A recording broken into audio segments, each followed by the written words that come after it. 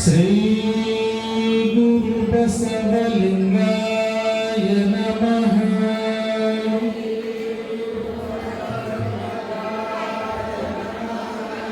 ಶ್ರೀ ಗುರು ಬಸವಲಿಂಗಾಯ ನಮಃ. ಅಲ್ಲೇ ಪಾದಕ ಬೆಳಗುವ ಪಾದಕ ಬೆಳಗ್ದ ಮಾಡಿಸಿದ್ರಿ ಅದರ ಇಷ್ಟ ಮಾಡಿ ಎಲ್ಲರೂ ಬೇಡ ಅದರ ಮಾಡಿಸಿದ್ರಿ. ಶ್ರೀ ಗುರು ಬಸವಲಿಂಗಾಯ ನಮಃ.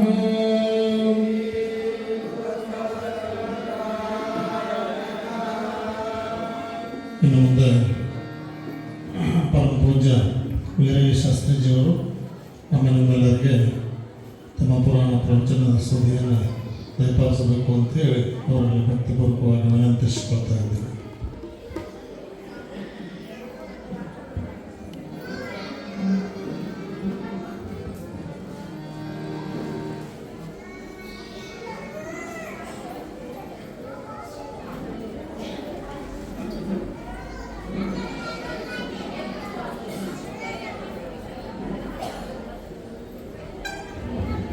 ಹಲೋ ಹಲೋ ಹಲೋ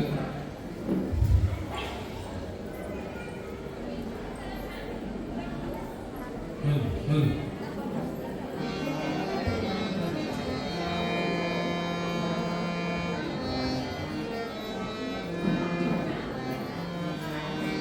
ಶಿವ ಸಾಂಬದೇ ನಮ ಪಾರ್ವದೇ ಶಿವ ಹರ ಹರ ಮಹಾದೇವ. जगज्योति बसवेश्वर महाराज की जय. सिद्धलिंगेश्वर महाराज की जय. गौरी शंकर शिवाचार्य महाराज की जय. बामेल महंत शिवयोगीश्वर महाराज की जय. मौन मल्लिनाथेश्वर महाराज की जय. गुरुकुमारेश्वर महाराज की जय. शिव सांबदे नमः पार्वतीश्वर हर हर.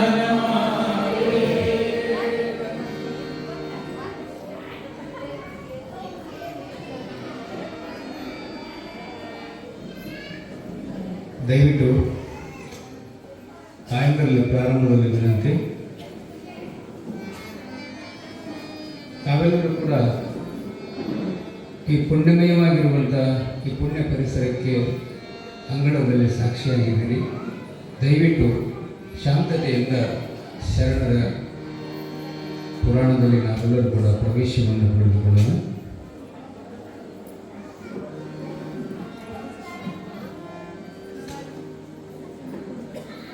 वक्रतुंड महाकाय सूर्यकोटि समप्रभा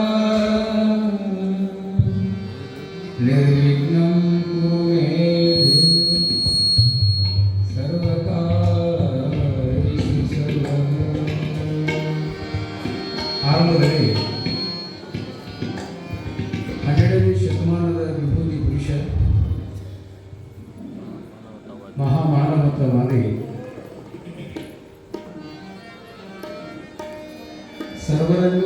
ಸರ್ವರಿಗೂ ಸಮಾನತೆಯನ್ನೇ ಕಲ್ಪಿಸಿಕೊಟ್ಟಿರುವಂಥ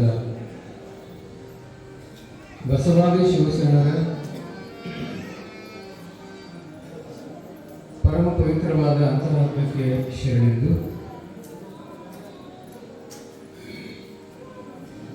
ಶ್ರೀಮನ್ ಮಹಾರಾಜ ನರೇಂದ್ರ ಜಗದ್ಗುರು ಎಡೆಬಿಡ ಒಡೆಯರಾಗಿರುವ ತೋಂಟದ ಸಿದ್ಧಲಿಂಗ ಯತೀಶ್ವರರ ನಿರ್ವಿಕಲ್ಪ ಸಮಾಧಿಗೆ ಸಾಷ್ಟಾಂಗ ಪ್ರಣಾಮಗಳನ್ನು ಸಮರ್ಪಿಸಿ, ಅಖಿಲ ಭಾರತ ವೀರಶೈವ ಮಹಾಸಭೆಯ ಸಂಸ್ಥಾಪನಾಚಾರ್ಯರು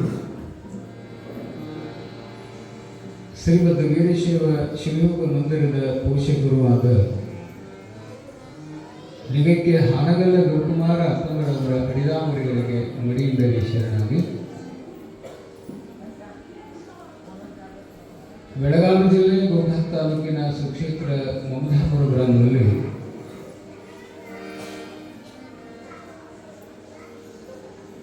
ವಿರಕ್ತ ಮಠದ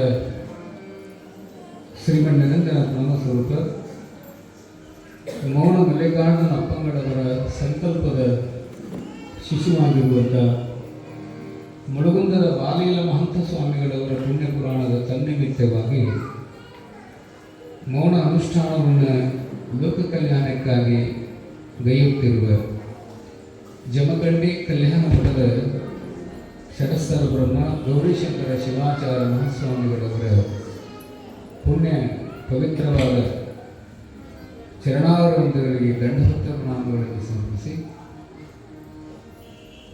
ಚರಿತ್ರಾನಾಯಕರಾಗಿರುವ ಶಿವಯೋಗದ ಸಾಮ್ರಾಜ್ಯದ ಧೀಮಂತ ದೊರೆಗಳು ವೈರಾಗ್ಯದ ಮೇರು ಪರ್ವತವೇ ಆಗಿರುವಂಥ ಮಡುಗುಂದದ ಬಾರವಿಯ ಮಹಂತ ಯೋಗಿ ವರೆಣ್ಯರ ದಿವ್ಯ ಚರಿತಾಮೃತಕ್ಕೆ ಹಣೆ ಮುಡಿದು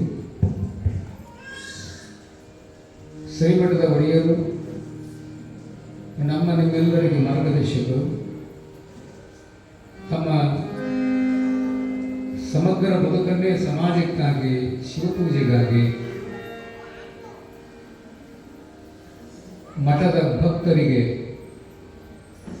ಆಶೀರ್ವಾದ ರೂಪವನ್ನು ನಿತ್ಯದಲ್ಲೂ ನೀಡುತ್ತಲೇ ಬರುತ್ತಿರುವ ನನ್ನ ಉಸಿರಿನ ಒಡೆಯರೂ ಆಗಿರುವಂಥ ಶ್ರೀಮನ್ ನರೇಂದ್ರನಾಥ ಸ್ವರೂಪ ಮೌನ ಮಲ್ಲಿನಾಥೇಶ್ವರರ ಪರಮ ಪವಿತ್ರವಾದ ಬಸವಪಾದಗಳನ್ನು ಸದಾವಕಾಲವನ್ನು ಮಸ್ತಕದ ಮೇಲೆ ಹೊತ್ತುಕೊಂಡು ನನಗೆ ಅನ್ನ ಅರಿವು ಆಶ್ರಯ ಅಕ್ಷರವನ್ನು ದಯಪಾಲಿಸಿ ಎನ್ನ ಬರಹಕ್ಕೆ ಭಾಗ್ಯವನ್ನು ನೀಡಿದಾತ ಗಾಣಿಯೋಗಿ ಶಿವಯೋಗಿ ಪಂಡಿತ ಪುಟ್ಟರಾಜ ಶಿವಯೋಗೀಶ್ವರರನ್ನು ಧ್ಯಾನಿಸಿ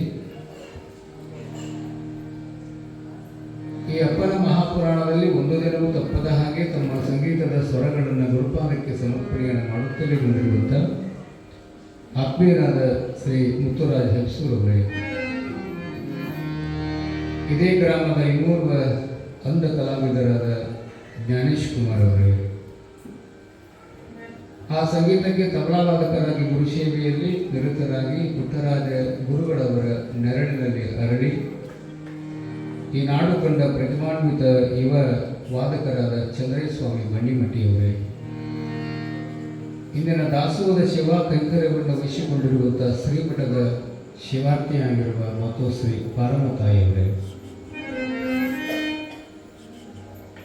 ಇಂದಿನ ಪುಣ್ಯ ಪುರಾಣದಲ್ಲಿ ನೆರೆ ಗ್ರಾಮದ ಶ್ರೀಮಠದ ಭಕ್ತರಾದ ರಂಜನಿಗೆಯಿಂದ ನೋಡಿ ಆರತಿಯನ್ನು ತಗೊಂಡು ಬಂದು ನಂದೀಶನಿಗೆ ಮತ್ತು ಶಿವನಿಗೆ ತಮ್ಮ ಸೇವೆಯನ್ನು ಮಾಡಿ ಇಂದಿನ ಪುರಾಣದಲ್ಲಿ ಮತ್ತು ದಾಸೋಹದಲ್ಲಿ ಭಾಗಿಗಳಾಗಿ ಗುರುಪಾದಕ್ಕೆ ತಮ್ಮ ಭಕ್ತಿ ಮತ್ತು ಶ್ರದ್ಧೆಯನ್ನು ಅರ್ಪಣೆ ಮಾಡಿರುವಂಥ ರಂಜನಗಿ ಗ್ರಾಮದ ಸಮಸ್ತ ಹಿರಿಯರೇ, ತಾಯಂದರೆ, ಶ್ರೀಮಠದ ಭಕ್ತರೊಂದಿಗೆ ನಿಮ್ಮೆಲ್ಲರ ಅಂತರಾತ್ಮದಲ್ಲಿರುವ ಪರಮಾತ್ಮನ ಚಿಜ್ಯೋತಿಗೆ ಶರಣು ಶರಣ. ಶಿವ ಸಾಂಬದೇ ನಮ ಪಾರ್ವತೇ ಶಿವ ಹರ ಹರ ಮಹಾದೇವ. ಜಗಜ್ಯೋತಿ ಬಸವೇಶ್ವರ ಮಹಾರಾಜ ಕಿ ಜಯ. ಸಿದ್ಧಲಿಂಗೇಶ್ವರ ಮಹಾರಾಜ ಕಿ ಜಯ. ಶಿವ ಸಾಂಬದೇ ನಮ ಪಾರ್ವತೇ ಶಿವ ಹರ ಹರ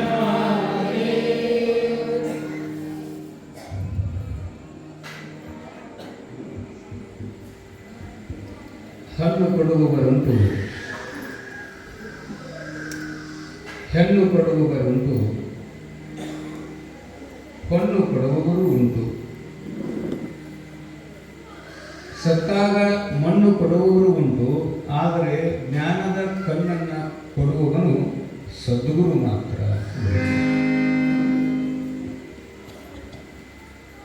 ಬಾಲ್ಯದೊಳಗೆ ಶಾಲೆಗೆ ಹೋಗುವ ಸಂದರ್ಭದಲ್ಲಿ ಮಾವಿನ ಹಣ್ಣು ಮಾರೋರು ಬಿಡ್ತಿದ್ರು, ಅವರು ಪೇರಲ ಹಣ್ಣನ್ನು ಮಾರೋರು ಬಿಡ್ತಿದ್ರು.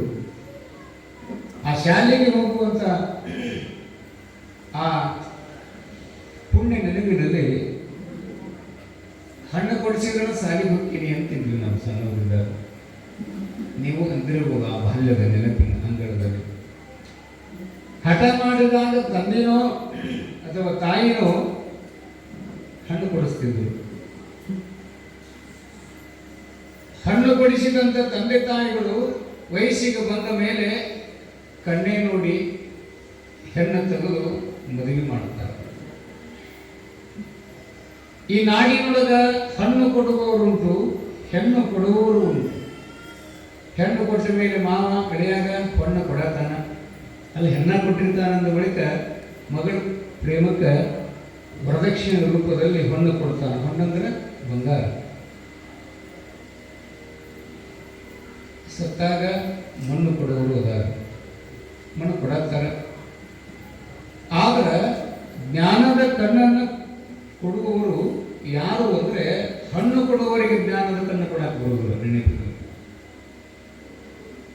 ಹಣ್ಣನ್ನು ಕೊಟ್ಟವರಿಗೆ ಬರುವುದಿಲ್ಲ, ಹೆಣ್ಣನ್ನು ಕೊಟ್ಟವರಿಗೆ ಬರುವುದಿಲ್ಲ, ಹಣ್ಣನ್ನು ಕೊಟ್ಟವರಿಗೂ ಬರುವುದಿಲ್ಲ, ಮಣ್ಣು ಕೊಟ್ಟವರಿಗೂ ಬರಕ್ಕೆ ಸಾಧ್ಯ ಇಲ್ಲ. ಹಾಗಾದ್ರೆ ಜ್ಞಾನದ ಕಣ್ಣನ್ನು ಕೊಡುವವರು ಸಮರ್ಥನಾಗಿರ್ತಕ್ಕಂಥವ್ರು ಯಾರು ಅಂದರೆ ಸದ್ಗುರುವಿಂದ ಮಾತ್ರ ನಾವು ಜ್ಞಾನವನ್ನು ಪಡ್ಕೊಳ್ಳಿಕ್ಕೆ ಸಾಧ್ಯ. ಎಂಥ ಗುರುವಿನಿಂದ ಜ್ಞಾನ ಸಂಪಾದನೆ ಆಗ್ತದೆ ಅಂದರೆ ಗುರುವಿಗೆ ಕ್ಷಮಾಗುಣ ಇರಬೇಕು. ಸದ್ಗುರುವಿಗೆ ಕ್ಷಮಾಗುಣ ಇರಬೇಕಂತ. ಎಂಥ ಕ್ಷಮಾಗುಣ ಇರ್ತದೆ ನಿಜವಾದ ಗುರುವಿಗೆ ಅಂತಂದ್ರೆ, ಈ ಕಲ್ಯಾಣ ಕರ್ನಾಟಕದಲ್ಲಿ ಕಡ್ಕೋಳದ ಮಡಿವಾಳಪ್ಪನವರು ಅಂತ ಆಗಿ ಹೋಗ್ತಾರೆ. ಕ್ರಾಂತಿಕಾರಿ ತತ್ವಗೀತೆಗಳನ್ನು ನಾಡಿಗೆ ನೀಡಿದ ಶ್ರೇಯಸ್ಸು ಮಡಿವಾಳಪ್ಪನವರಿಗೆ ಸಿಗುತ್ತದೆ. ಎಂಥ ತತ್ವಗೀತೆ ಕೊಟ್ಟರು ಭೂಮಿಗೆ. ಮನೆಯ ಕಟ್ಟಿಗೆ ಮಾಳಿಗೆ ಮಾಳಿಗೆ ನಿನಗೆ ಹೋಗುವುದು ಬಂತಲ್ಲ ನಾಳಿಗೆ, ಗೊಗಡಿದು ಮಾಡ್ಯಾರ ಜೋಳಿಗೆ ನಿನ್ನ ಇಟ್ಟು ಬಂದು ಉಂಟಾರ ಹೋಳಿಗೆ. ಇಂಥ ಹಲವಾರು ತತ್ವಗೀತೆಯನ್ನ ನಾಡಿಗೆ ಬಿತ್ತರಿಸಿರುವ ಕೀರ್ತಿ ಕಡಿಕೋಳದ ಮಡಿವಾಳಪ್ಪನವರು ಸಿಗುತ್ತಾರೆ. ಪುಣ್ಯಾತ್ಮರೇ, ಆತನಿಗೆ ಅಂತ ಜ್ಞಾನ ದೊರಿಬೇಕಾದ್ರೆ ಕಲಿಕೇರಿ ಮೃಳಾರಾಧ್ಯ ಶಿವಾಚಾರ್ಯರಿಂದ ಲಿಂಗ ದೀಕ್ಷೆ ಆಗಿರುತ್ತದೆ. ಅವರಿಗೆ ನೆನಪಿದೆ, ಒಂದು ವ್ಯಕ್ತಿ ಶಕ್ತಿಯನ್ನು ಪಡ್ಕೋಬೇಕಾದ್ರೆ ಮತ್ತು ಎಲ್ಲಿಗೆ ಬರಬೇಕು? ಗುರುಗಳ ಹತ್ರನೇ ಬರಬೇಕು. ಇಲ್ಲಾಂದ್ರೆ ಶಕ್ತಿ ಬರಕ್ಕೆ ಸಾಧ್ಯ ಇಲ್ಲ. ಅಂತ ಅದ್ಭುತವಾಗಿರುವಂತ ಮರಳಾರಾಧ್ಯ ಶಿವಾಚಾರ್ಯರು ಕಲಬುರಗಿ ಶರಣಬಸಪ್ಪನವರು ಸದಾವಕಾಲ ಮರಳಾರಾಧ್ಯರ ಶಿವಾಚಾರ್ಯರ ಪಾದೋದಕವನ್ನ ಬಿಟ್ಟು ಇರುತ್ತಿರಲಿಲ್ಲ. ಯಾವಾಗಿದು? 16-17 ಶತಮಾನ. ನಮ್ಮ ಮೌನ ಮಲ್ಲಿಕಾರ್ಜುನಪ್ಪಗಳವರು ಈ ಪ್ರಸ್ತುತ ದಿನಮಾನದಲ್ಲಿ ಗೌರಿಶಂಕರ ಶಿವಾಚಾರ್ಯ ಮಹಾಸ್ವಾಮಿಗಳ ಪಾದೋದಕ ಇಲ್ಲದೆ ಪ್ರಸಾದ ಮಾಡುವುದಿಲ್ಲ. ಇದು ವಾಸ್ತವಿಕದ ಗುರು ಅಂದ್ರೆ ಗುರು ಪಾದೋದಕ ಅಷ್ಟು ಶ್ರೇಷ್ಠ. ಮಡಿವಾಳಪ್ಪನವರು ಗುರುಗಳಿಂದ ಅನುಗ್ರಹ ದೀಕ್ಷೆಯನ್ನು ಪಡ್ಕೊಂಡ ಮೇಲೆ ಅವರಿಗೊಂದು ಶಕ್ತಿ ಬರ್ತದೆ. ಮಾವನೂರು ಅಂತ ಬರ್ತದೆ. ಮಾವನೂರು ಕಲಬುರಗಿ ಜಿಲ್ಲೆ ಜೀವರ್ಗಿ ತಾಲೂಕಿನ ಮಾವನೂರವೇ. ಅಲ್ಲಿ ದೇಶಮುಖರು ಮನೆತನ ಇತ್ತು. ಅವ್ರ ಮನೆಗೆ ಅನಾಗ ಹುಡುಕಿದ್ರು ಮಡಿವಾಳಪ್ಪ. ಯಾಕೆ ಹುಡುಕಿದ್ರು ಅಂದ್ರೆ ಆ ದೇಶಮುಖರ ದಂಪತಿಗಳಿಗೆ ದೊಡ್ಡ ಶ್ರೀಮಂತಿಗೆ ಇತ್ತು, ಸಾವಿರಾರು ಎಕರೆ ಜಮೀನಿತ್ತು, ಮಕ್ಕಳಿದ್ದಿದ್ದಿಲ್ಲ. ಮಡಿವಾಳಪ್ಪನನ್ನ ಮಗ ತಿಳ್ಕೊಂಡಿದ್ರು ಅಂದ್ಕೊಂಡ್ರು. ಈ ಭೂಮಿ ಮೇಲೆ ಹಡೆದ ತಾಯಿಗಿಂತಲೂ ಕೂಡ ಪಡೆದ ತಾಯಿಯವರು ಪುಣ್ಯವನ್ನು ಪಡ್ಕೊಂಡವ್ರೆ ಬಹಳ ಜನ ಬರ್ತಾರ. ಉತ್ತನ್ನವ್ ಲಕ್ಷ್ಮವ್ ಅಂತ ಬರ್ತಾಳ. ಅವಳು ಹುಬ್ಬಳ್ಳಿ ಸಿದ್ದಾರೂರನ್ನ ಪಡೆದಿರುವ ತಾಯಿಯಾಗಿತ್ತು ಇತಿಹಾಸದಲ್ಲಿ. ಪಳೆನವರು ಸಂಕಮ್ಮ ಅಂತ ಬರ್ತಾಳ. ಗದಗಿರಿ ಶಿವಾನಂದರನ್ನ ಪಡೆದ ತಾಯಿಯಾಗಿತ್ತು. ಸಮಗಾರ ಭೀಮವ್ ಅಂತ ಬರ್ತಾಳ. ನವಲಗುಂದ ನಾಗಲಿಂಗರನ್ನ ಪಡೆದ ತಾಯಿಯಾಗಿತ್ತು. ಇವತ್ತ ಮುಳುಗುಂದದ ಪಿರಂಗಿ ಬಸಮ್ಮ ಅಂತ ಬರ್ತಾಳ. ಮಾಂತದ್ದನನ್ನ ಪಡೆದಿರುವ ತಾಯಿಯ ಕಡೆ ಇವತ್ತು ನೋಡಿ ಹೆಂಗೆ ಸಂಬಂಧ. ಆ ಕಡಿಕೋಳದ ಮಡಿವಾಳಪ್ಪನವರು ದೇಶಮುಖರ ಹೆಂಡತಿ ಮತ್ತು ಅವ್ರ ಸರ್ಕಾರ ಮಗ ಅಂತ ಭಾವಿಸಿಕೊಂಡಿದ್ರು. ಅವ್ರ ಮನೆಯೊಳಗೆ ನಿತ್ಯ ಪೂಜೆ, ಪ್ರಸಾದ, ವಚನ, ಬಸವ ವೇದಿಕೆ ನಡೀತಿತ್ತು. ಒಂದ್ಸಾರಿ ಆ ದೇಶಮುಖರು ಶ್ರೀಶೈಲಕ್ಕೆ ಹೋಗುದು ಬರುತ್ತದೆ. ಸದಾಕಾಲ ಕಡಿಕೋಳ ಮಡಿವಾಳಪ್ಪನವರ ಚಿಂತನಗೋಷ್ಠಿಯಲ್ಲಿ ಕಾಲ ಕಳೆಯುವಂತ ದಂಪತಿಗಳು ಶ್ರೀಶೈಲ ಮಲ್ಲಿಕಾರ್ಜುನ ದರ್ಶನಾರ್ಥವಾಗಿ ಪಾದಯಾತ್ರೆ ಮಾಡಬೇಕೆನ್ನುವುದ ಸಂಕಲ್ಪ ಮಾಡುತ್ತಾರೆ. ನಾಳಿನ ದಿನ ನಮ್ಮ ಮೂರ್ತಿಯಲ್ಲಿ ತಾಯಿಗಳು ಅವರು ಸಹಿತ ನಾಳೆಗೆ ಪೂಜ್ಯದ ಅಪ್ಪಣಿಯಂತೆ ಕಾಶಿಗೆ ಹೊಂಟಾರೆ. ಕಾಶಿ ವಿಶ್ವನಾಥನ ದರ್ಶನಕ್ಕೆ ಹೊಂಟಾರೆ ಕುಟುಂಬ ಸಮೇತರಾಗಿ.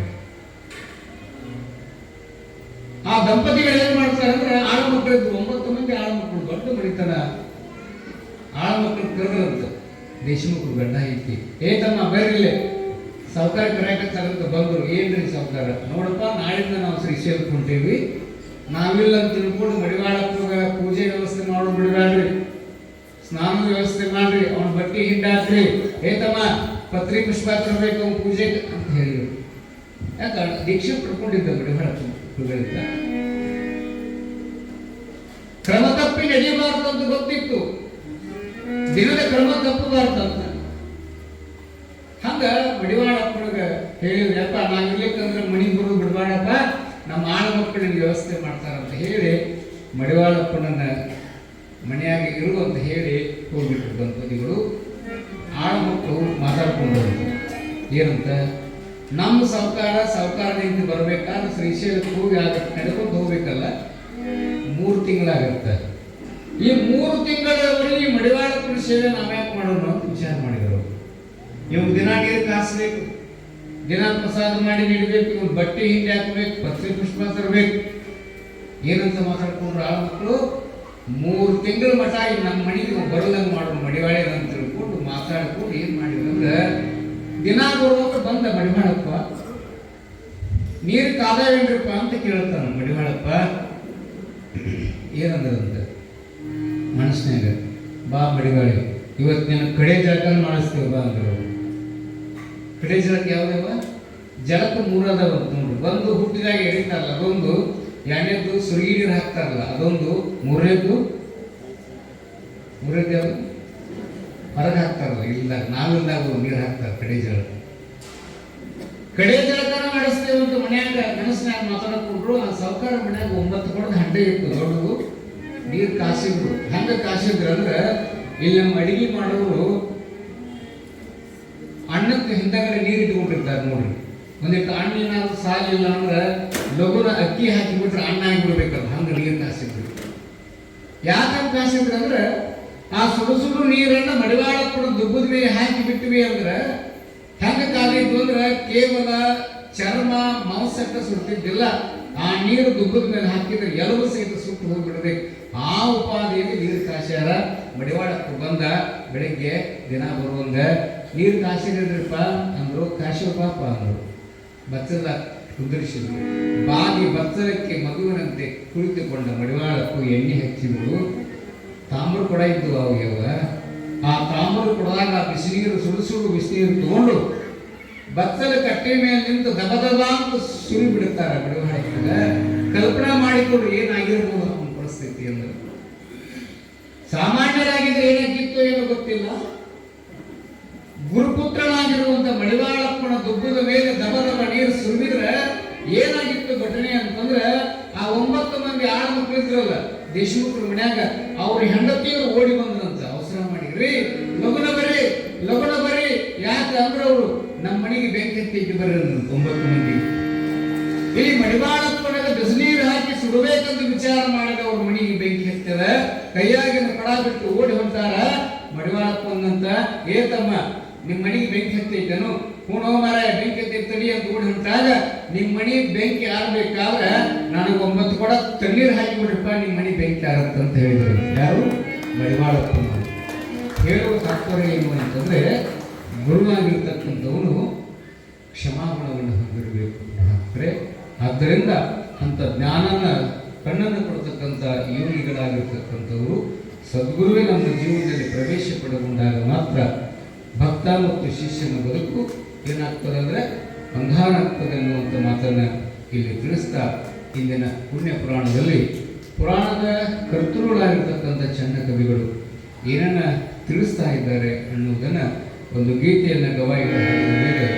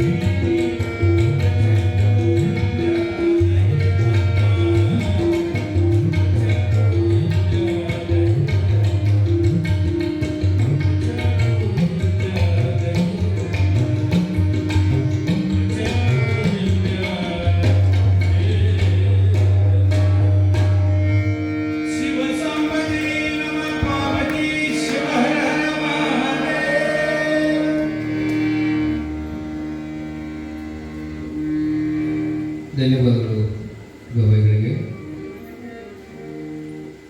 ಮುಳುಗುಂದದಲ್ಲಿ ಪಿರಂಗಿ ಅನ್ನುವಂಥ ಒಂದು ಮನೆತನ, ಆ ಮನೆತನದಲ್ಲಿ ಶಂಕರಪ್ಪ ಅನ್ನುವಂಥ ಭಕ್ತ ಶ್ರೇಷ್ಠರಾಗಿರ್ತಕ್ಕಂಥವನು ಆ ಶಂಕರಪ್ಪನ ಮಗಳನ್ನು ನರಗುಂದಕ್ಕೆ ಕೊಟ್ಟಿರ್ತಾರೆ. ಒಳ್ಳೆಯ ಗುಣವತಿಯಾಗಿರ್ತಕ್ಕಂಥ ಬಸಮ್ಮ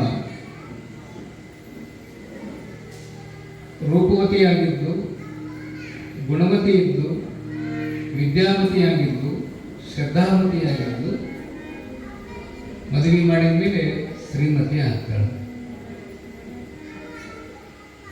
ನರಗುಂದದ ಒಂದು ಯೋಗ್ಯವಾಗಿರುವವರನ್ನು ನೋಡಿ ತಂದೆ ಮದುವೆ ಮಾಡುತ್ತಾನೆ. ಮದುವೆಯ ಕೆಲವು ವರ್ಷಗಳು ಬಹಳ ಚಂದ ಜೀವನ ನಡೀತದೆ. 2 ಮಕ್ಕಳಿಗೆ ತಾಯಿ ಆಗ್ತಾಳೆ ಬಸಮ್ಮ. ತಾಯಿಯ ಸ್ಥಾನ ಎಷ್ಟು ದೊಡ್ಡದು ಈ ಭೂಮಿ ಮೇಲೆ ಅಂತಂದ್ರೆ, ಶಾಲೆ ಒಳಗೆ ಶಾಲೆ ಪ್ರಾರಂಭ ಆಗಿದೆ. ಶಾಲೆ ಒಳಗೆ ಮೇಷ್ಟ್ರು ಹೇಳಿದ್ರಂತೆ, ನಾಳೆಗೆ ಶಾಲೆಗೆ ಬರಬೇಕಾದ್ರೆ ಎಲ್ಲ ವಿದ್ಯಾರ್ಥಿಗಳು ಸ್ವರ್ಗದ ಮಣ್ಣು ತಗೊಂಡು ಬರಬೇಕು ಅಂತ ಹೇಳಿದ್ರಂತೆ ಮಕ್ಕಳಿಗೆ. ಮನೆಗೆ ಬಂದು ಪಾಲಕರಿಗೆ ಹೇಳ್ತಾವು, ವ್ಯವಹಾರ ನಮ್ಮ ಸರ್ ಹಿಂಗೆ ಹೇಳ್ಯಾರ, ಏನು ಹೇಳ್ಯಾರ, ಸ್ವರ್ಗದ ಮಣ್ಣು ತಗೊಂಡು ಬಾ ಅಂತ ಹೇಳ್ಯಾರ ಅಂತಂದಾಗ, ಸ್ವರ್ಗದ ಮಣ್ಣು ಎಲ್ಲಿರಬೇಕು, ನೀವು ಹಂಗಾಗಿ ಹೋಗ್ರಿ ಸುಮ್ಮನೆ ಅವ್ರು ಹೇಳೋರ ಅಂತ ತಂದೆ ತಾಯಿ ಕಳಿಸಿಕೊಟ್ರು. ಶಾಲೆ ಪ್ರಾರಂಭ ಆಯಿತು. ಒಂದು ಹುಡುಗ ತಂದಿದ್ದಂತೆ ನೋಡಿ ಸ್ವರ್ಗದ ಮಣ್ಣು. ಶಾಲೆ ಒಳಗೆ ಮೇಷ್ಟ್ರು ಕೇಳ್ತಾರ, ಯಾರು ತಂದಿರಿ ಸ್ವರ್ಗದ ಮಣ್ಣು ಕೈ ಎತ್ತರಿ ಅಂದಾಗ ಎಲ್ಲ ಹುಡುಗರು ಎಲ್ಲ ಚೆಂಡಿಟ್ರು. ಒಬ್ಬ ಹುಡುಗ ಮಾತ್ರ ಹಿಂದೆ ಕುಂತಾವ, ಸರ್ ನಾನು ತಂದಿದ್ದೇನೆ ಕೈ ಎತ್ತಿದ, ತಗೊಂಡು ಬಾ. ತಗೊಂಡು ಬಂದು ಆ ಮಣ್ಣನ್ನು ಏನ್ ಮಾಡ್ತಾರಂದ್ರೆ ಟೇಬಲ್ ಮೇಲೆ ಹಾಕಿದ. ಆ ಶಾಲೆಯ ಶಿಕ್ಷಕರು ಏನ್ ಮಾಡ್ತಾರಂದ್ರೆ ಒಂದು ಹುಡುಗನ ಕರೆದು ಶಾಲೆ ಅಂಗಳದಾಗಿನ ಮಣ್ಣು ತಗೊಂಡು ಬಾ ಅಂತಂದ್ರು. ಹುಡುಗಿಗೆ ತಗೊಂಡು ಬಂದ. ಆ ಹುಡುಗನ ಮಣ್ಣಿನ ಗುಂಪಿ ಮಕ್ಕಳು ಇದನ್ನು ಹಾಕಿದ್ರು ಅಂಗಳದಾಗಿನ ಮಣ್ಣು. ಸರ್ ಕೇಳ್ತಾರ ಶಿಕ್ಷಕರು, ಅಲ್ಲೋ ಅಂಗಳದಾಗಿರೋ ಮಣ್ಣು ಮತ್ತು ನೀ ತಂದ ಮಣ್ಣಿಗೆ ವ್ಯತ್ಯಾಸ ಇಲ್ಲ, 2 ಒಂದೇ ತರ ಅದಾವ. ಇದನ್ನು ಸ್ವರ್ಗದ ಮಣ್ಣು ಅಂತ ತಿಳ್ಕೊಂಡು ನಾವು ಹೆಂಗ ಕಂಡು ಹಿಡಿಬೇಕು?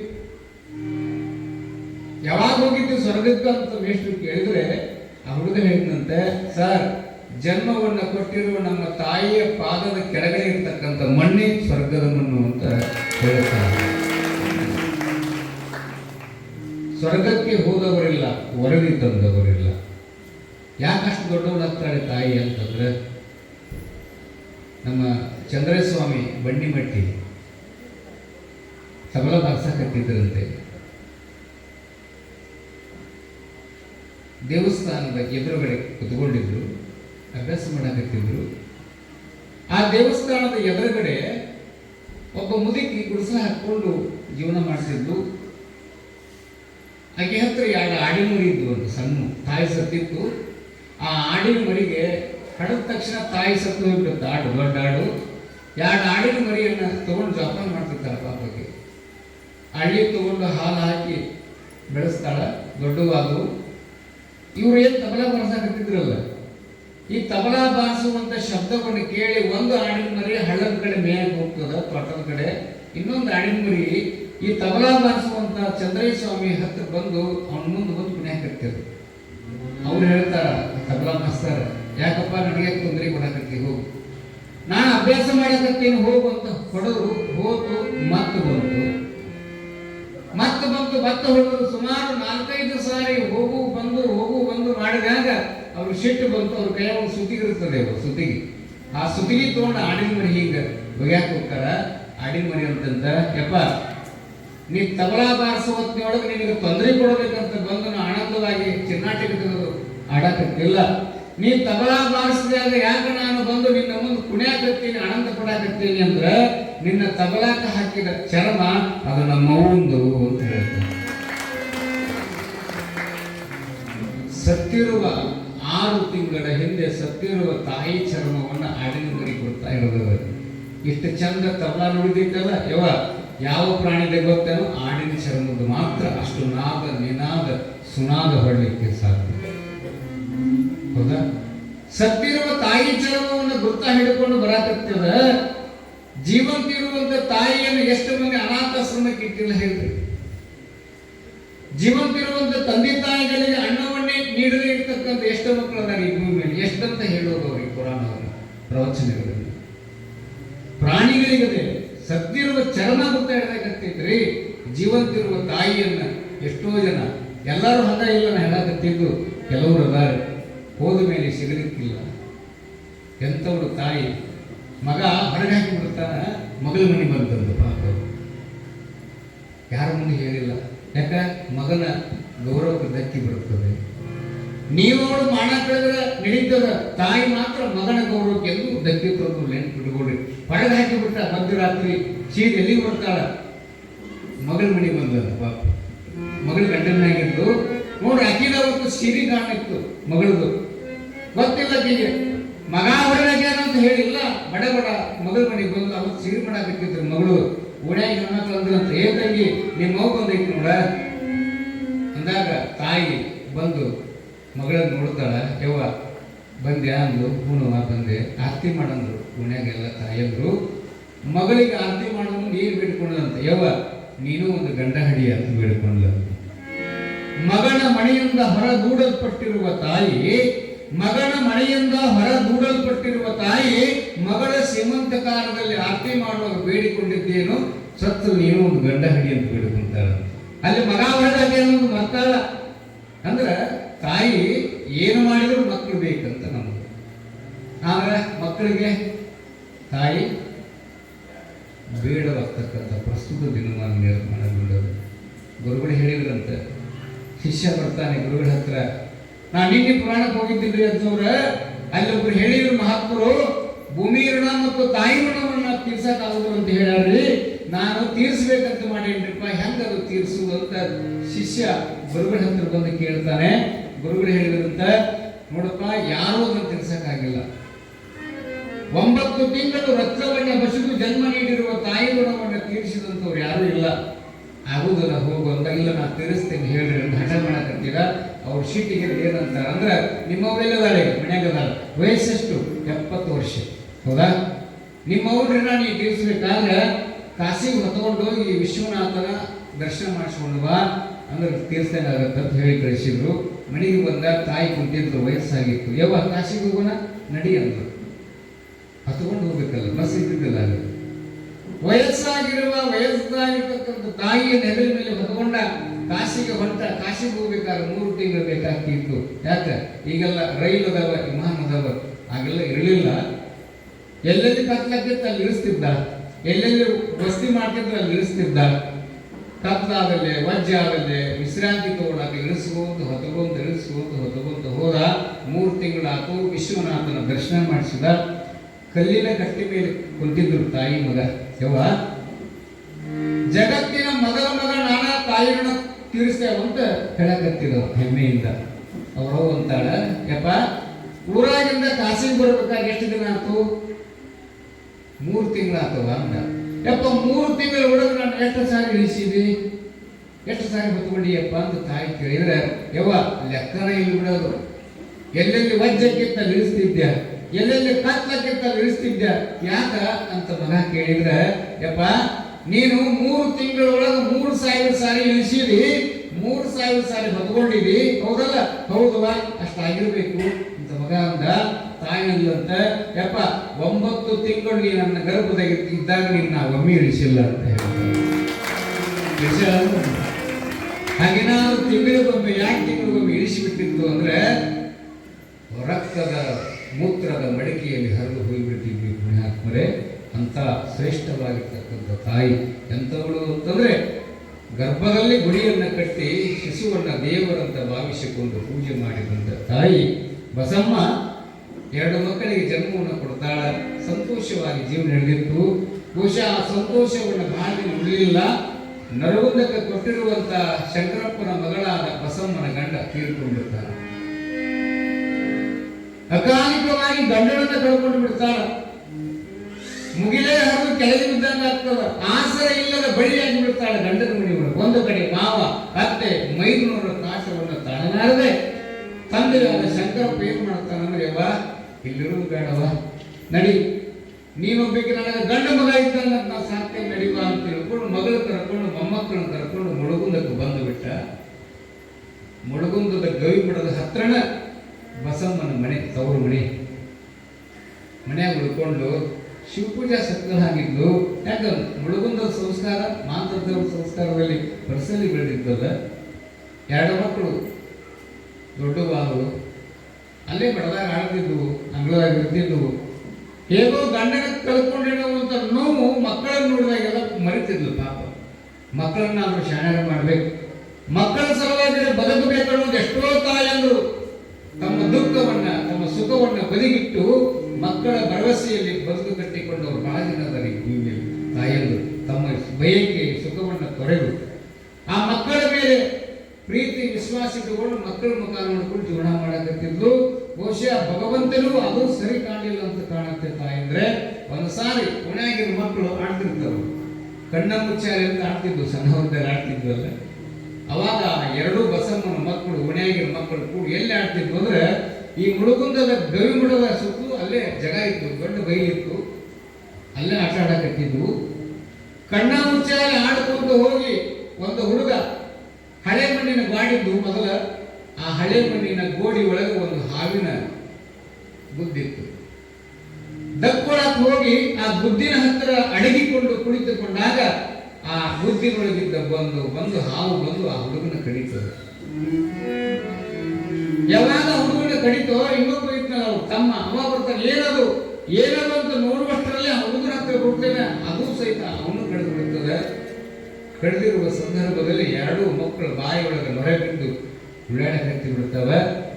ನೋಡಿದಂತ ಹುಡುಗರು ಓಡಿ ಹೋಗ್ತಾರ ಬಸಮ್ಮಗೂ ಹೇಳ್ತಾರೆ, ಯಾಕ ನಿನ್ನ ಮಕ್ಕಳಿಗೆ ಹಾವು ಕಳೆದವ, 2 ಮಕ್ಕಳಿಗೆ ಕಳೆದವ ಅಂತ ತಿಳ್ಕೊಂಡು ಹೇಳುವ ನನಗ ಮುಗಿಲೇ ಹರಿದು ಕೆಳಗೆ ಬಿದ್ದಂಗಾಗಿ ಕೈಯಾಗಿ ಉಣ್ಣಾಕತ್ತಿತ್ತು. ಪಾಪ ಬಸಮ್ಮ ಮಧ್ಯಾಹ್ನ ಕೈಯಾಗಿನ ತಾಟ ಕೆಳಗಿಟ್ಟು ಓಡಿ ಬರ್ತಾಳ.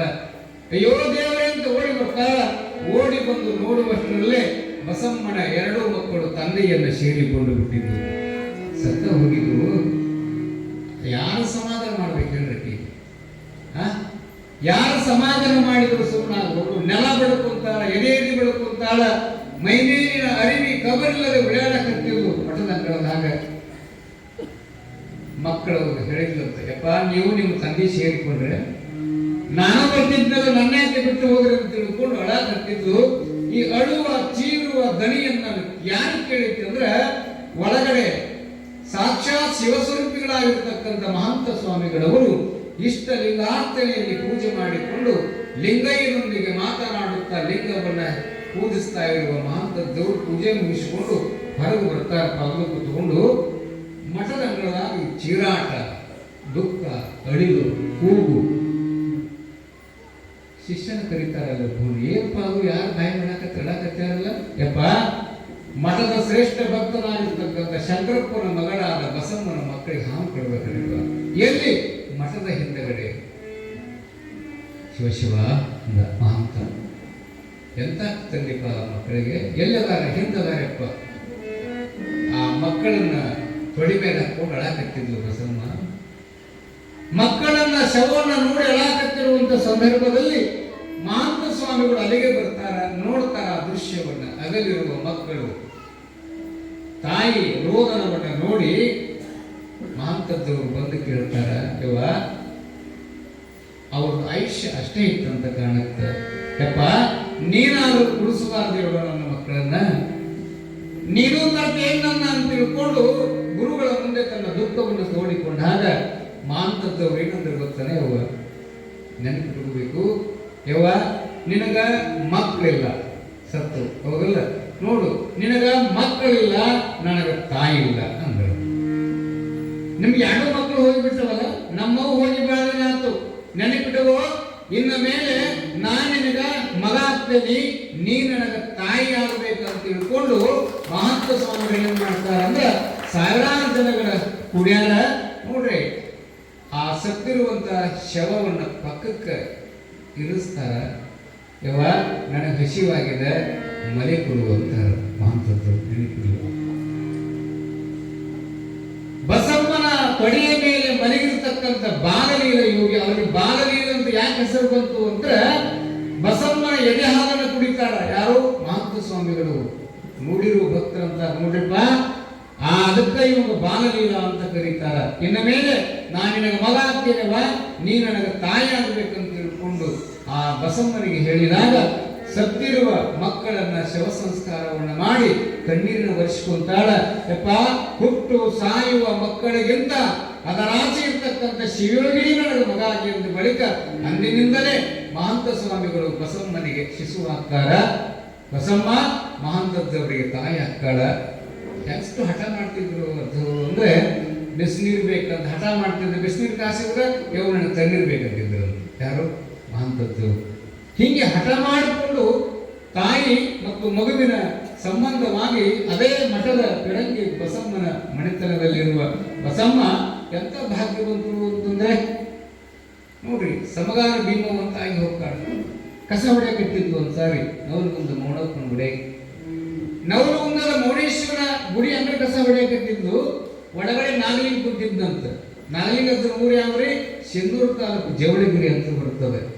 ವಿಶ್ವಕರ್ಮಿ ನಾಗಮ್ಮನ ಪುಣ್ಯಗರ್ಭದಲ್ಲಿ ಜನಿಸಿದಂತ ನಾಗಲಿಂಗ ನವಲಗುಂದದ ಮೌನೇಶ್ವರ ಗುಡಿಯಲ್ಲಿ ಬಂದು ಕೂತ್ಕೊಂಡಿರ್ತಾನೆ. ಈ ಹರಿಜನ ಹೆಣ್ಮಗಳಲ್ಲ, ಸಮಗಾರ ಭೀಮವ್ವ ಕಸ ಹೊಡಿತಿದ್ಲು.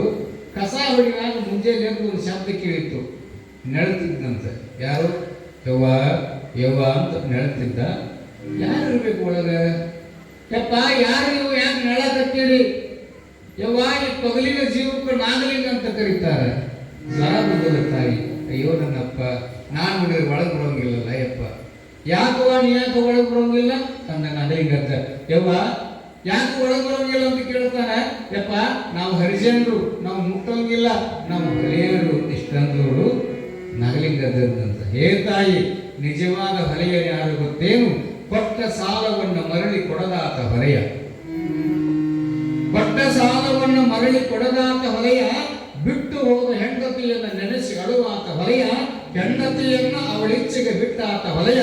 ಧರ್ಮತಾಳದಲ್ಲಿ ಕಲ್ಲು ಹಾಕಾತ ಹೊಲೆಯ. ಹೊಲೆಯ ಊರೊಳಗಿಲ್ಲವ, ಊರು ಒಳಗದಾನ ಅಂತ ನಾಗಲಿಂಗ ಹೇಳ್ತಾನೆ. ಯಪ್ಪ, ನಿಮ್ಮ ಮಾತು ನನಗೆ ಗೊತ್ತಾಗೋದಲ್ಲಪ್ಪ, ನೀವು ಜ್ಞಾನಿಗಳು ಅಂತ ಕಾಣುತ್ತೆ. ಯಾವಾಗ ನನಗೆ ಬಾಳ ಹಸಿವಾಗೈತಿ ಅಂದ. ಯಪ್ಪ, ನಾನು ನೋಡಿದ್ರೆ ಹರಿಜನರ ಹೆಣ್ಮಗಳು ಒಳಗೆ ಬಂದು ನಿನಗೆ ಅಡಿಗೆ ಮಾಡೋದಾಗ್ಲಿ, ಪ್ರಸಾದ ಕೊಡೋದಾಗ್ಲಿ ಕೊಡಕ್ ಬರುವುದಿಲ್ಲಪ್ಪ. ಇಲ್ಲಿ ಯಾರ ಮನೆಯಾಗ ಇಸ್ಕೊಂಡು ಬರ್ತೇನೆ ಅಂತ ಹಿಂಗೆ ಹೊಂಟಿದ್ಲು. ಯವ್ವ, ನನಗೆ ಅಂಬ್ಲಿನೂ ಬೇಡ, ಅಣ್ಣನೂ ಬೇಡ, ಹಸಿವು ಬಾಳಾಗಿದೆ, ಮತ್ತೆ ಏನ್ ತರಲಿಯಪ್ಪ ಅಂದಾಗ ನನಗೆ ನೀನು ಎದೆ ಹಾಲು ಬೇಕು ಅಂತ ಕೇಳ್ತಾನೆ ನಾಗಲಿಂಗ.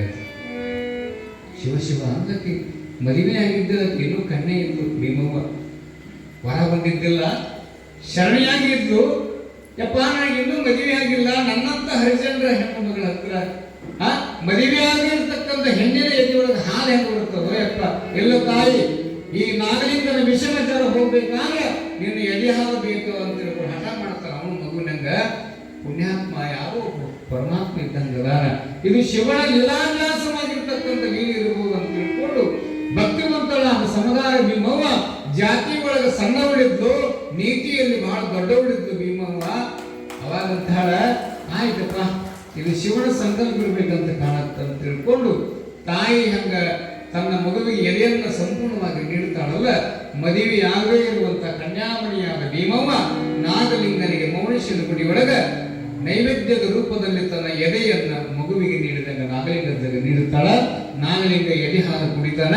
ನಾಗಲಿಂಗ ಎದೆ ಹಾಲು ಕುಡಿದು ಏನಂದಂತ, ಲೇ ನಾಗಲಿಂಗ, ನೀ ಸಾಯಿ ಮಠ ಮಗನ, ನಿನಗ ಜ್ವರ ಬರೋದು ಹೋಗು. ಯಾಕ? ನೀನು ಕುಡಿದ ಹಾಲು ಎಂತಾದ್ರು ಅಂದ್ರೆ ಜಾತಿ ಒಳಗ ಸಣ್ಣವಳಾಗಿ ನೀತಿಯಲ್ಲಿ ದೊಡ್ಡವಳಾಗಿರ್ತಕ್ಕಂಥ ಭೀಮವ್ವನ ಹಾಲು ಕುಡಿದಿ ಮಗನ. ಜೈ ಮೌನೇಶ್ವರ ಅಂತ ಸಂಚಾರ ಮಾಡ್ತಾನ. ಜನ ಕಸ ಹೊಡಿತಿದ್ಲು, ಮಠಕ್ಕೆ ಬರ್ತಿದ್ಲು, ದೂರದಿಂದ ನಮಸ್ಕಾರ ಮಾಡ್ತಿದ್ದು. ಊರಾಗ ಜನ ಮಾತಾಡ್ಕೊಂಡ್ರಂತ ನೋಡ್ರಿ ಏನಂತ, ಇದು ಯಾರನ್ನು ಬಿಟ್ಟಿಲ್ಲ ಜನ. ಸಿದ್ಧಾರೂಢರ ಮೇಲೆ ಬೆಂಕಿ ಇಟ್ಟವರು ಇಡ್ಲಿಲ್ಲ. ಶರೀಫಿಗೆ ಏನಂದ್ರೆ ಗೊತ್ತನು, ಹೆಂಡತಿಯ ಕೊಲೆಗಡಕ ಅಂದ್ರಂತೆ ಶರೀಫಿಗೆ. ನಾಗಲಿಂಗರಿಗೆ ಏನಂದ್ರು, ಬರಿಗಾಲ ಫಕೀರ ಅಂದ್ರಂತ. ನೋಡಿ ಏನ್ ಮಾಡಿದ್ರು ಅಂದ್ರೆ, ನವಲಗುಂದದ ಮೌನೇಶ್ವರನ ಗುಡಿ ಗಾಡಿ ಮೇಲೆ ಇದ್ಲಿಪೂರ್ಣ ಬರೋರಂತ ಅಜ್ಞಾನಿಗಳು. ಏನಂತ, ಭೀಮವ್ವ ನಾಗಲಿಂಗನ ಇಟ್ಟುಕೊಂಡ ಆಡ ಅಂತ ಬರೆದ್ರು. ಏನಂತ ಬರೆದಿರೋದು, ಭೀಮವ್ವ ನಾಗಲಿಂಗನ ಇಟ್ಟುಕೊಂಡಾಳಂತ ಇದ್ದಿಟ್ಟುಕೊಂಡು ಬರೋದ್ರು. ಈಚೆ ಕಡೆ ಗಾಡಿ ಮೇಲೆ ಏನ್ ಬರೋದು, ನಾಗಲಿಂಗ ಭೀಮವ್ವ ಇಟ್ಟುಕೊಂಡಾಳಂತ ಹಿಂಗ್ ಗಾಡಿ ಮೇಲೆ ಬರೆದು ಹೋಗ್ಬಿಟ್ಟಿದ್ರು. ಈಗ ಮುಂದೆ ಎದ್ದು ಕಸ ಹೊಡೆಯಕ್ಕೆ ಬರ್ತಿದ್ಲು, ಓದಕ್ ಬರ್ತಿದ್ದದ ಆಕೆಗೆ ಪಾಪ. ಆ ಗಾಡಿ ಮೇಲೆ ಬರೋದು ಅಕ್ಷರ ನೋಡ್ಕೊಂಡು ನಿಂತು ನೋಡಕತ್ತಿದ್ದು ಜನ ಏನಂದ್ರಂತ, ಬಂದೋಡು ಏನು ಭಸ್ಮ ಏನು ರುದ್ರಾಕ್ಷಿ ನಾಗಲಿಂಗನ ಇಟ್ಕೊಂಡಾಳಂತ ತಿಳ್ಕೊಂಡು ಕಿವಿ ಬಿಡುವಂಗ ಮಾತನಾಡಿದಾಗ ಕೈಯಾಗಿನ ಕಸ್ಬರಿಯನ್ನು ಕೆಳಗೆ ಒಗದಾಕೆ ಓಡಿ ಹೋಗಿ ನಾಗಲಿಂಗನ ಪಾದದಲ್ಲಿ ನಿಂತು ಹೇಳ್ತಾಳ, ಯಪ್ಪ ಹೊರಗ ಜನ ಏನ್ ಅನ್ನಕತ್ಯಾರ ಗೊತ್ತನು ತಳಕತ್ತಿದ್ಲು, ಯಾಕಪ್ಪ ಏನ್ ಅನ್ನಕತ್ಯಾರ ಅದನ್ನ ಹೇಳಬಾರ್ದು ನಾನು ನಿನಗೆ. ಅಲ್ಲವಾ ನೀ ಹೇಳಿದ್ರೆ ಗೊತ್ತಾಗತ್ತೆ, ಹೇಳು ಏನಂತಾರ. ಯಪ್ಪ ಮೌನೇಶನ ಗಾಡಿಯ ಮೇಲೆ ಬರದಾರ ನಾಗಲಿಂಗ ಭೀಮವ್ವನ ಇಟ್ಟುಕೊಂಡಾಳಂತ, ಭೀಮವ್ವ ನಾಗಲಿಂಗನ ಇಟ್ಟುಕೊಂಡಂತ ಬರ್ದಾರಪ್ಪ ಅಂತ ಹೇಳಕತ್ತಿದ್ಲು. ನಾಗಲಿಂಗ ಏನಂದಂತ, ಅವ್ರು ಬರ್ದಿದ್ದು ಬರಬರಿ ಇರ್ತಾಳ ಅನ್ನ ನಾಗಲಿಂಗ. ಯಪ್ಪ ನೀನು ಹಿಂಗ ಅಂತೀರಿ ಹುಚ್ಚಿ, ನಾ ಹೇಳೋದು ಅಂತಲ್ಲ. ಏನಂತ ಬರ್ದಾರವರು, ಸಮಗಾರ ಭೀಮವ್ವ ನಾಗಲಿಂಗನ ಇಟ್ಟುಕೊಂಡಾಳಂತ ಏನು ಬರ್ದಾರಲ್ಲ, ನೆನಪಿಟ್ಟವು. ಸಮಗಾರ ಭೀಮವ್ವ ನಾಗಲಿಂಗನ ಮಗ ಅಂತ ಇಟ್ಟುಕೊಂಡಾಳ, ನಾಗಲಿಂಗ ಭೀಮವ್ವನ ತಾಯಿ ಅಂತ ಇಟ್ಟುಕೊಂಡಾಳ. ಹೌದು, ಈ ಜಗತ್ತು ಯಾರು ಬಿಟ್ಟಿಲ್ಲ ಅಂತ ಹೇಳ್ತಾರೆ. ಯಾರು ಮೊದಲು ಬಂದದ ನಾಗಲಿಂಗರು. ಯಾಕೆ ಆ ತಾಯಿ ಹಾಲನ್ನ ಅಪೇಕ್ಷೆ ಪಟ್ಟರು ಅಂತ ನಿಮ್ಗೆ ಪ್ರಶ್ನೆ ಬರ್ಬೋದಲ್ಲ. ಸಮಗಾರ ಭೀಮವ್ವನ ಹಾಲನ್ನೇ ಯಾಕೆ ಅಪೇಕ್ಷೆ ಪಟ್ಟರು ಅಂತ ನಿಮ್ಗೆ ಮನಸ್ಸಿನಲ್ಲಿ ಮೂಡಬಹುದಲ್ಲ. ಯಾಕೆ ಆ ತಾಯಿ ಹಾಲನ್ನ ಕುಡಿದ್ರು ಅಂದ್ರೆ ಸಮಾನತೆಯನ್ನು ಕಲ್ಪಿಸಬೇಕು ಅನ್ನುವಂಥ ಉದ್ದೇಶದಿಂದ ಬಸವ ಬುದ್ಧ ಇವರೆಲ್ಲರೂ ಕೂಡ ನಾಡನ್ನ ಕಟ್ಟಲಿಕ್ಕೆ ಬಂದವರು. ಶಿಶುನಾಳ ಸೇರಿಕೊಂಡ ಗುರುಗಳು ಯಾರ್ರಿ? ಯಾರು? ಗೋವಿಂದ ಭಟ್ರು. ನೋಡಿ, ಮಕ್ಕಳು ಮುಟ್ಟಿಸ್ಕೋಗಲ್ಲವರು ಮಡಿ ಮಡಿ ಅಂತಿರುವಂತ ವಟಾರದ ಶ್ರೇಷ್ಠ ಗುರುವಾಗಿರ್ತಕ್ಕಂಥ ಗೋವಿಂದ ಭಟ್ರು ಯಾರನ್ನ ಆಯ್ಕೆ ಮಾಡಿಕೊಂಡಿದ್ರು ಶಿಷ್ಯನ್ನ? ಶರೀಫ. ಶರೀಫ್ ಅಷ್ಟೇ ಯಾಕೆ ಈ ಭೂಮಿ ಮೇಲೆ ಹೇಳಿ. ಅಗ್ರಹಾರದಲ್ಲಿ ಬ್ರಾಹ್ಮಣರ ಮಕ್ಕಳಿದ್ರು. ಶರೀಫ್ 8 ವರ್ಷದ ಹುಡುಗ, ಶಾಲೆಗೆ ಹೋಗ್ತಿದ್ದ. ಗೋವಿಂದ ಭಟ್ರ ಹತ್ರ ಲೇ ಸಾವ ಮುಂದೆ ಕುಂದ್ರಬೇಡ ಅಂತಿದ್ರಂತ. ಉತ್ತಮ ಕುಲದಲ್ಲಿ ಹುಟ್ಟಿದವ್ರು ನಾವು ಅಷ್ಟೇ ಮುಂದೆ ಕುಂದ್ರಬೇಕು, ಹಿಂದೆ ಕುಂದ್ರಂತ ಹಿಂದೆ ಕುಂದ್ರಿಸ್ತಿದ್ರು. ಆಟ ಕರ್ಕೊಂತಿದ್ದಿಲ್ಲ, ಪಾಠ ಕರ್ಕೊಂತಿದ್ದಿಲ್ಲ, ಊಟಕ್ಕಂತೂ ಮೊದಲೇ ಸೇರಿಸ್ಕೊಂತಿದ್ದಿಲ್ಲ. ಯಾಕ? ಮಡಿಯುವಂತ ಸಮಾಜದ ಮಕ್ಕಳು. ಇವ ಮುಸಲ್ಮಾನರ ಹುಡುಗ ಬಹಳ ಮೂವತ್ತು ಶರೀಫ್ 8 ವರ್ಷದಿಂದ ಒಂದಿನ ಮಧ್ಯಾಹ್ನದಾಗ ಶಾಲೆಯಲ್ಲಿ ಗುರುಗಳು ಕೂತಿದ್ರು. ಗೋವಿಂದ ಭಟ್ರು ಹೂವು ಬೆಳಕತ್ತಿಲ್ಲ. ಯಾಕೆ ಓ ಶರೀಫ? ಯಪ್ಪ ನನ್ನ ಆಟಕ್ಕೆ ಕರ್ಕೋಗಳ್ರು, ಊಟಕ್ಕೆ ಕರ್ಕೋಗಳ್ರು, ನನಗೆ ಸಾಬ ಸಾಬ ಅಂತಾರ, ಬಹಳ ನೋವಾಗತ್ತ ಅಂತ ಹೇಳಕತ್ತಿಲ್ಲ.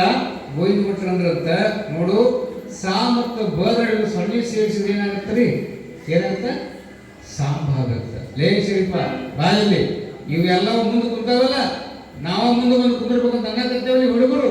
ಇವ್ರು ಯಾರು ಚಾರಿತ್ರ್ಯದಲ್ಲಿ ಉಳಿದಿಲ್ಲ, ನೀವೊಬ್ಬನ ಉಳಿದಿ ಮಗನ.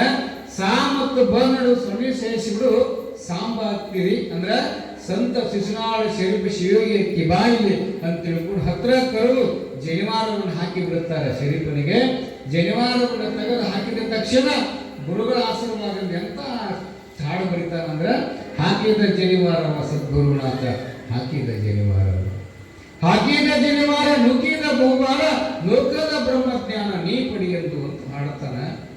ಅಂದ್ರೆ ಹೇಳುವ ತಾತ್ಪರ್ಯ ಏನಂದ್ರೆ, ಗುರುಕೃಪ ಆಯಿತು ಅಂತಂದ್ರೆ ಎಂಥವರಿದ್ದರೂ ಸಹಿತ ಗುರುವನ್ನ ಮುಟ್ಟಿ ಗುರು ಆಗಲಿಕ್ಕೆ ಸಾಧ್ಯ.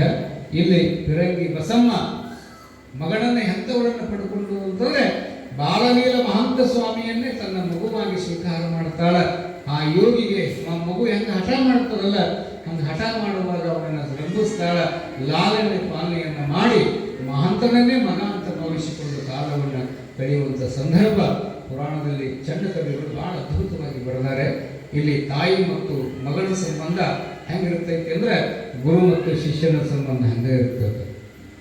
ಅರಿಸ್ಟಾಟಲ್ ಗುರು, ಶಿಷ್ಯ ಯಾರು? ಅಲೆಕ್ಸಾಂಡರ್. ಯಾರಿಗೆ ನಮಸ್ಕಾರ ಮಾಡಿದ್ದು ಅಂದ್ಕೊಂಡ್ರೆ ಅಲೆಕ್ಸಾಂಡರ್. ಯಾಕೆ? 32ನೇ ವಯಸ್ಸಿನೊಳಗೆ ಅರ್ಧ ಜಗತ್ತನ್ನು ಗೆದ್ದಿರ್ತಕ್ಕಂಥವನು. ಅರಿಸ್ಟಾಟಲ್ ಎದುರಿಗೆ ಬಂದರು, ತಲೆ ಮ್ಯಾಗಿನ ಹ್ಯಾಟ್ ತೆಗೆದು ತೆಪಿಗೆ ತೆಗೆದು ನಮಸ್ಕಾರ ಮಾಡಿದ್ರೆ ಇನ್ನು ಮಂತ್ರಿಗಳಂದ್ರಂತೆ, ಏನ್ರಿ ಏಕಚಕ್ರಾಧಿಪತಿ ಆಗಿರ್ತಕ್ಕಂಥ ನೀವು ನಿಮ್ಮ ತಂದೆಗೆ ನಮಸ್ಕಾರ ಮಾಡೋದಿಲ್ಲ ನಾನು ನೋಡೇನಿ, ತಂದೆಗೆ ಮಾಡಿರ್ತಕ್ಕಂಥ ನೀವು ಒಬ್ಬ ಸನ್ಯಾಸಿಗೆ ನಮಸ್ಕಾರ ಮಾಡಿದ್ರೆ ಅಂದ್ರೆ ಹುಚ್ಚುಡ್ರೆ ಅವ್ರು ಯಾರಂತ ಮಾಡಿ, ಸ್ವರ್ಗದಲ್ಲಿರುವಂತ ನನ್ನನ್ನು ನಮ್ಮಪ್ಪ ಭೂಮಿಗೆ ತಂದ, ಭೂಮಿಯಿಂದ ಸ್ವರ್ಗಕ್ಕೆ ಕರ್ಕೊಂಡು ಹೋದ ನನ್ನ ಗುರುವಾದ ಅರಿಸ್ಟಾಟಲ್ ಅಂತ ಹೇಳಿದಂತೆ. ಯಾರು? ಅಲೆಕ್ಸಾಂಡರ್. ಇಬ್ರು ಕೂಡ ಹೊರಟಿದ್ರು. ಗುರು ತಾನ ಅರಿಸ್ಟಾಟಲ್ ಹೇಳಿದಂತ ಅಲೆಕ್ಸಾಂಡರ್, ನೋಡಪ್ಪ ಈ ನದಿ ಬಹಳ ಆಳದ, ನಾ ಮೊದಲು ಇಳಿದು ಈಜಿ ಆ ದಂಡಿ ಸೇರಿದ್ವಿ ಇಲ್ಲಿ ಬರೀ ಅಂತ, ಇದರ ಮೊದಲು ನಾ ಪರೀಕ್ಷೆ ಮಾಡ್ತೇನೆ ಶಿಷ್ಯ, ಇಲ್ಲೇ ನಿಂದರು ಅಂತ ಅರಿಸ್ಟಾಟಲ್ ಹೇಳಿದ ತಕ್ಷಣ ಅಲೆಕ್ಸಾಂಡರ್ ಏನ್ ಮಾಡಿಬಿಟ್ಟ ಅಂದ್ರೆ ಹೇಳಿದಲ್ಲೇ ಹರಿಯುವಂತ ನದಿ ಒಳಗೆ ಜಿಗಿದು ಬಿಡ್ತಾನೆ. ನದಿಯನ್ನ ಈಜಿ ಆ ದಡವನ್ನು ಸೇರಿದ.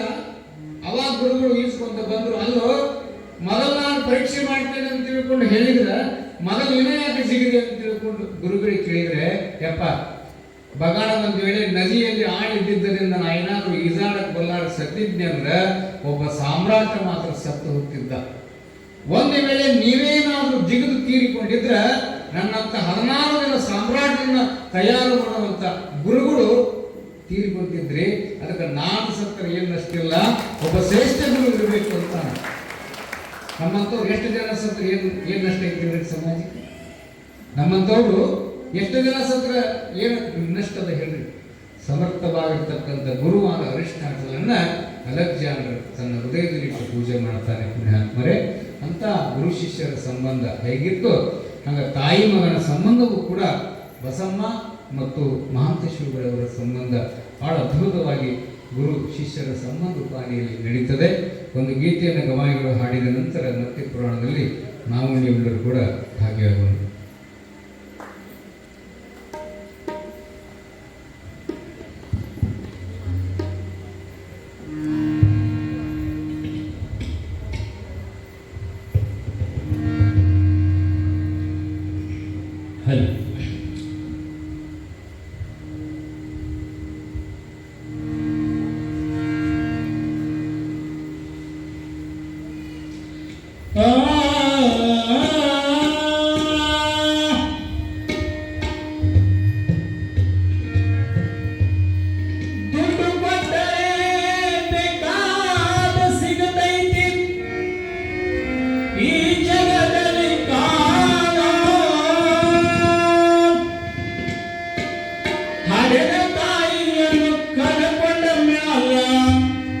ಮತ್ತೆ ಸಿಗುವಳೇನು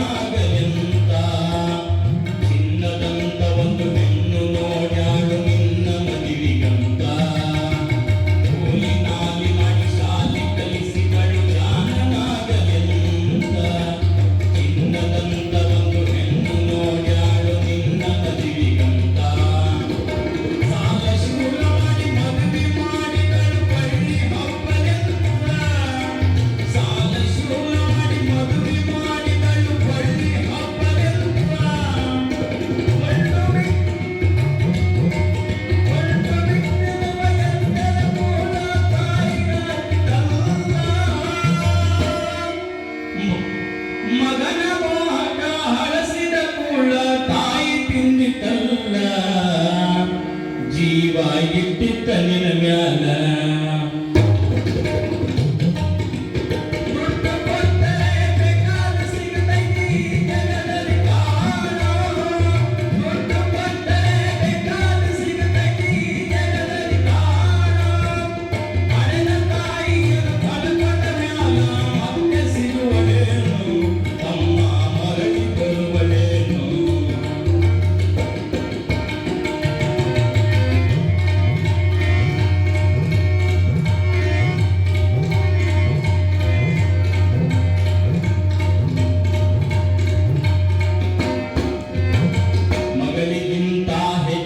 ಪ್ರೀತಿ ಸೊಸಿನ ಕಂಡಳಲ್ಲ ಸೊಕ್ಕಿನ ಸೊಸೆ ತಾಯಿಯ ಹಂಗ ನೋಡಿಕೊಳ್ಳಲಿಲ್ಲ ಮಗನಿಗಿಂತ ಹೆಚ್ಚಿನ ಪ್ರೀತಿ ಸೊಸಿನ ಕಂಡಳಲ್ಲ ಸೊಕ್ಕಿನ ಸೊಸೆ ತಾಯಿಯ ಹಂಗ ನೋಡಿಕೊಳ್ಳಲಿಲ್ಲ ಸೋತ ಶರೀರಕ ಸುಖವೆಂಬುದು ಈ ಸೊಸೆಯು ನೀಡಲಿಲ್ಲ ಸೋತ ಶರೀರಕ ಸುಖ